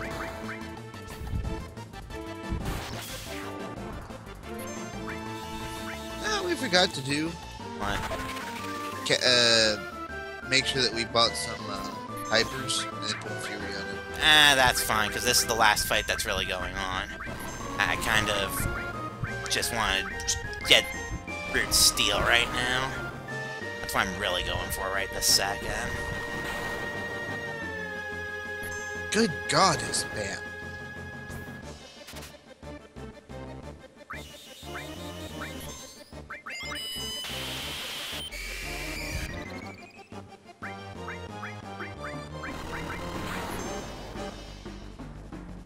Problem is, of course, he's doing this like 5 times in a row. Pretty sure that he.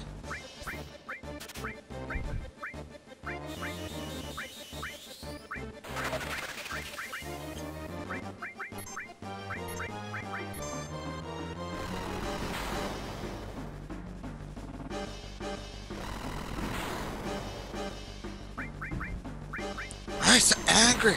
Can I silence his shit? Let's find out.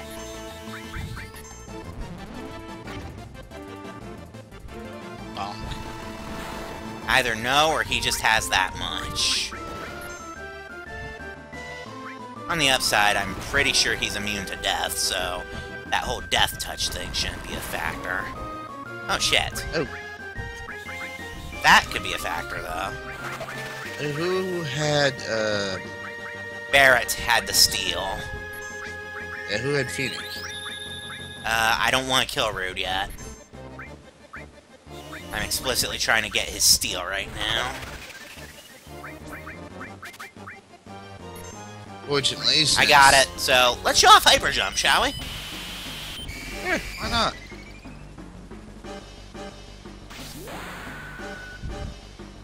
It's like I said, it's basically boost jump on crack. Which, considering the dude is the Dragoon of the party. Makes sense. And now we commence with the usual standby. Because, damn it, Rude, you're just pissing us off. Rude, you're rude. Somewhere Reno was just like, ugh.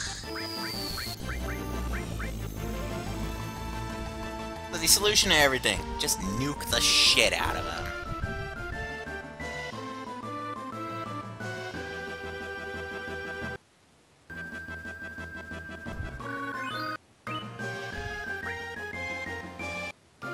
Level up.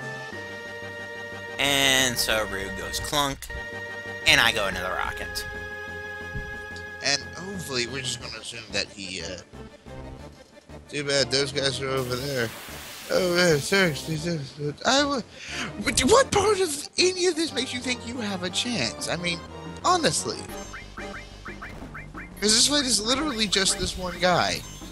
I mean, really? Really? You see what my solution is? This is your method. This is your method. Attack the guys who killed the boss. Because you have a chance, right? No. They really don't.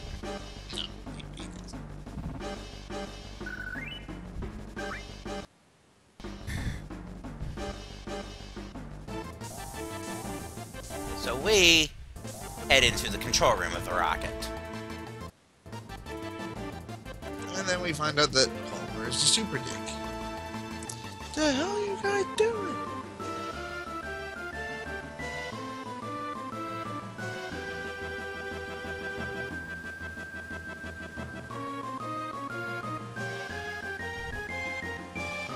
Oh, man, this is so cool. But wait a minute. Shut up! Just shut up! If there's going to be anyone launching And a Cloud rocket, just like, whatever. is he in rocket mode? And Barry's just like, he's in rocket mode. And Cloud's just like, God damn it. The moment that... By the way, I don't know if you saw the thing, but she's gonna take a 100 years. Good job, Square.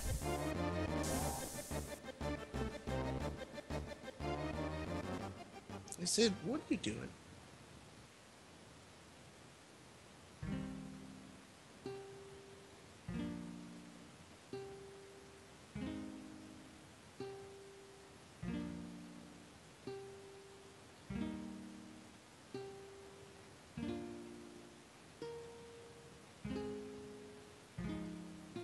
Finally, we're about...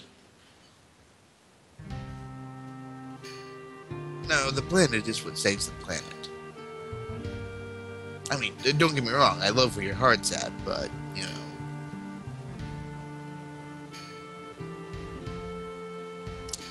I don't mind. But before everybody can get out of there, how did Carson Palmer survive getting run over again? All that lard.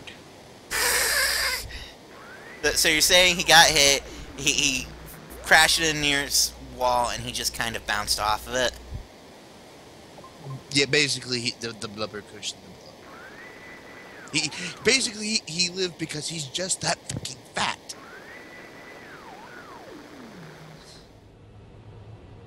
I mean, considering that he puts lard in his fucking coffee. Good news, Sid. You're going to space. Bad news. You almost die.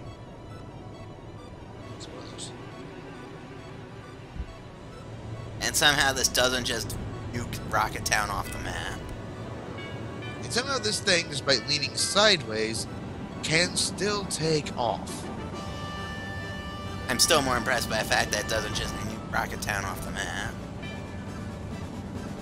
Considering the fact, yeah, the town was built after the rocket incident, and I'm actually surprised the other thing stood standing that long. I mean, this is like losing time to a piece of bullshit.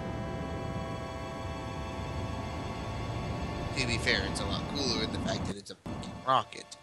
Honestly, considering all the different things that you have to do to make a rocket space-worthy nowadays, I mean, RPG, Final Fantasy logic aside, I mean, that thing probably has 50 different holes in its casing and should have blown up on takeoff. Probably. To be fair, I mean, they did have Shara making sure that everything was in working order, so they probably wouldn't have launched it without her okay in the first place.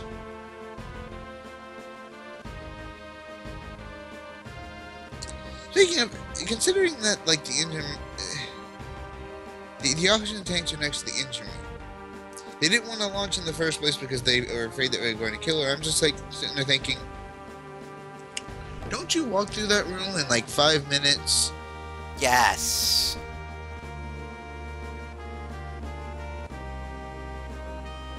It seems pretty safe to me.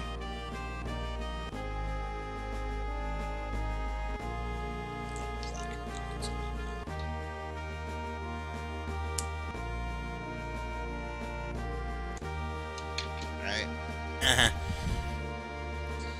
And of course have long epic speech and...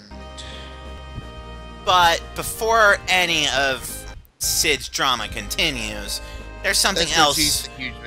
There's something else we have to deal with. Yes. Let's go cheese it. Because let's face it, between the two of us, we know this code by heart. Like, literally, we know it so well, it is literally ingrained in our souls. Now, before we go on, Sid's explain this. Yeah. Break the fourth wall, why don't you? But Sid doesn't know that. So, here's the thing. If I were to botch this attempt right now, a timer would start, and I would have that much time to find the right passcode, and Sid would be giving me hints like, the second number isn't triangle, I'm certain of that, and whatnot. But it's circle, square, X, X. Every fucking time. Every time. As long as you remember that, you will literally never get it wrong and never fail this. Which, to be fair, makes this incredibly easy in that you don't have to guess a random password every time. And of course, Sid lampshades this fact. You must have known the passcode. If not, it's impossible. So, we'll just take this and be on our way.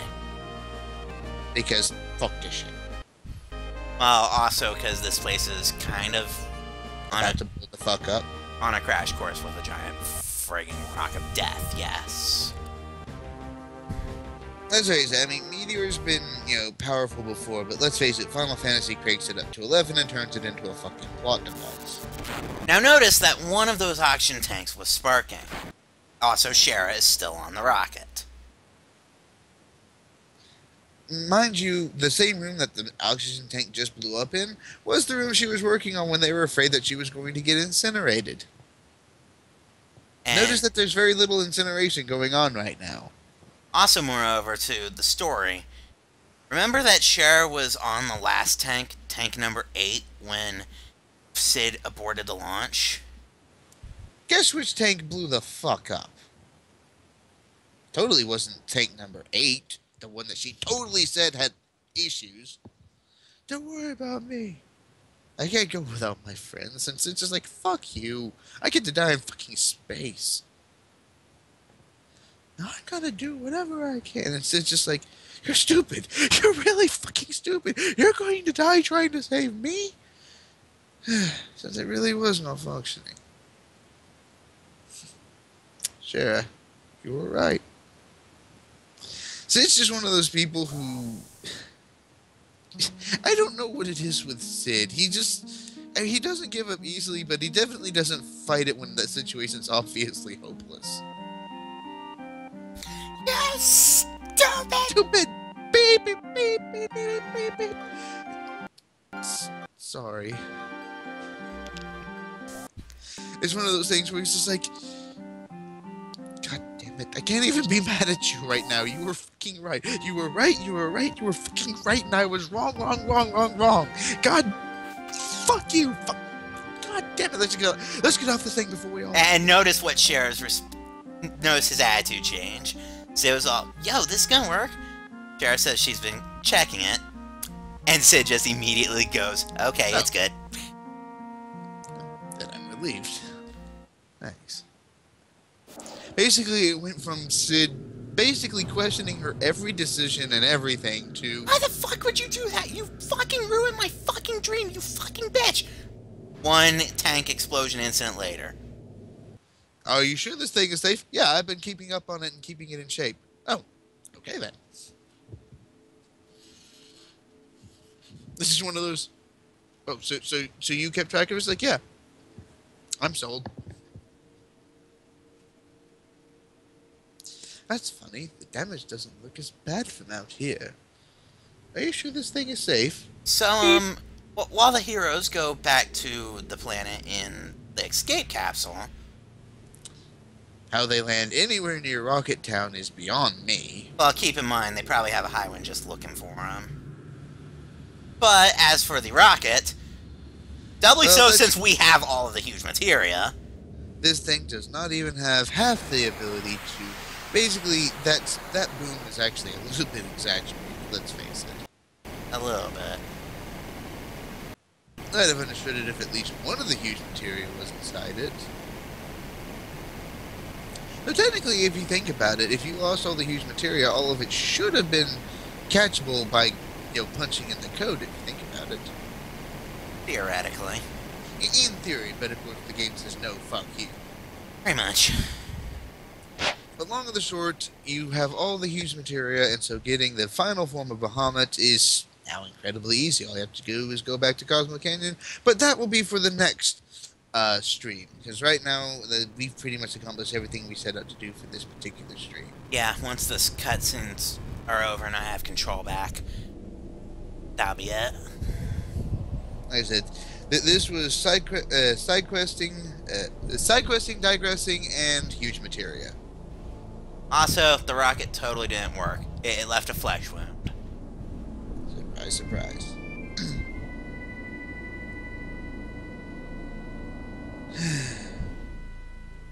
And in fact, it looks like the meteor is actually trying to actively pull itself back together. It is. So, yeah. Good job, villain. Totally fixed it. Hey, on paper, I will give Shinra credit. On paper, that was actually a halfway decent idea. And probably if all the huge materia was actually inside it, it might have done something. In theory. Of course, in plot. It doesn't. In theory, that was actually a really good idea, but via plot... Force Rufus and the others' plan was a failure. We botched it completely. Barrett, shut up. You took all the huge materia.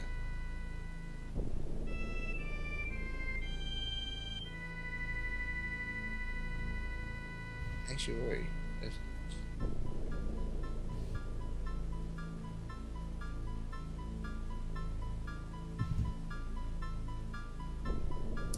Sid kind of has a major heel face turn, kind. I mean, he was never truly a heel, but you know.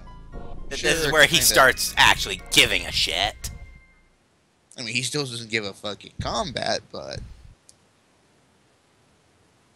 I will stab you in the face. But I do love just how this little bit ends. He gets Sid's dramatic music going. And he gives this amazing speech.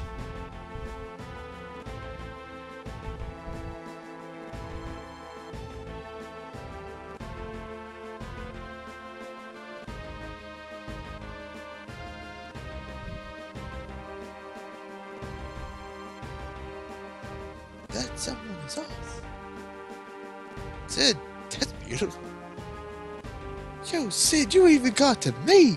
But then, after all that... By the way, good typo there, Barrett. Good typo. So, now what? How are we going to protect... Read that so carefully, Alec. I know. I know what they intended to say, but... Anyway, but so... He has all that, and then... So... And then Sid's just like, you know, for all the epic speech, I don't have the fucking clue. And the music just cuts. I'm still thinking about that. And everyone's just like, "Doh." And Yuffie goes up to throw up outside in the hall.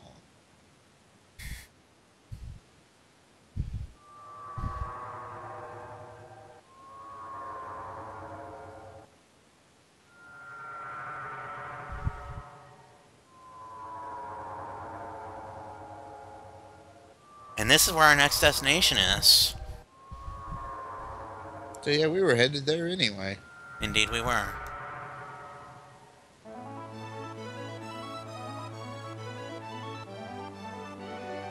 No one cares, Vincent. Also, that pilot has been leveling up as the game goes on. I always kind of like that. Take us down there, fully fledged pilot. Okay. And somehow we're back at Rocket Town, which is now missing a rocket. While we're in the neighborhood. Oh, right. Yeah, I guess I'll go ahead and grab that before I end up. Considering it's literally run in, grab it, run out. Basically. Now that the rocket's gone, we talked to the old man... The town's actually kind of slightly trashed. Slightly. But now that we launched the rocket, we talked to the guy who gave us the Yoshiyuki. And he gives us the Venus Gospel. Which is Sage's ultimate weapon. And of course, like all ultimate weapons, it has a gimmick. This gimmick is Sid's MP. The more full he is on MP, the better. Also worth talking about. Also worth talking about, since we're on Sid's equip screen, the scimitar that we picked up in the underwater reactor. It's only got 2 slots, but that materia growth. Also, look at the freaking damage gain. Jesus. But the scimitar and one other weapon are totally amazing. Surprise, surprise, both of those weapons belong to the party leaders. Yeah. Actually, I'm gonna go ahead and fly over to Wutai before I stop. So that way we're in position to do the thing.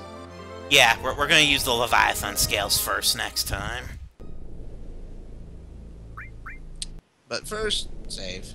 Yeah. Because, ladies and gentlemen, we've pretty much reached the end of the stream for tonight. Yeah, it's way late. Yeah, we've been at this for a little over 4 hours. Something like that. And managed to do this with only one technical hiccup. Even then, it was kind of a stupid technical hiccup that was self-inflicted, all things considered. Yeah. Because I know what went wrong there. I was just an idiot and didn't check it before I started. So... that'll do it for tonight. Managed to clear all the huge materia, did a little bit of side questing, got our spiky-haired hero back. So, yeah, I say it's good progress. So, with that, I'm Wave Lightning. I am the Kurosagi, and my final thoughts for the evening. Let's see. I didn't actually come up with anything for tonight. I guess I will say R.I.P. Biggs, Wedge, and Jesse. Wow, that's way delayed. But, anyway, till next time. Good night.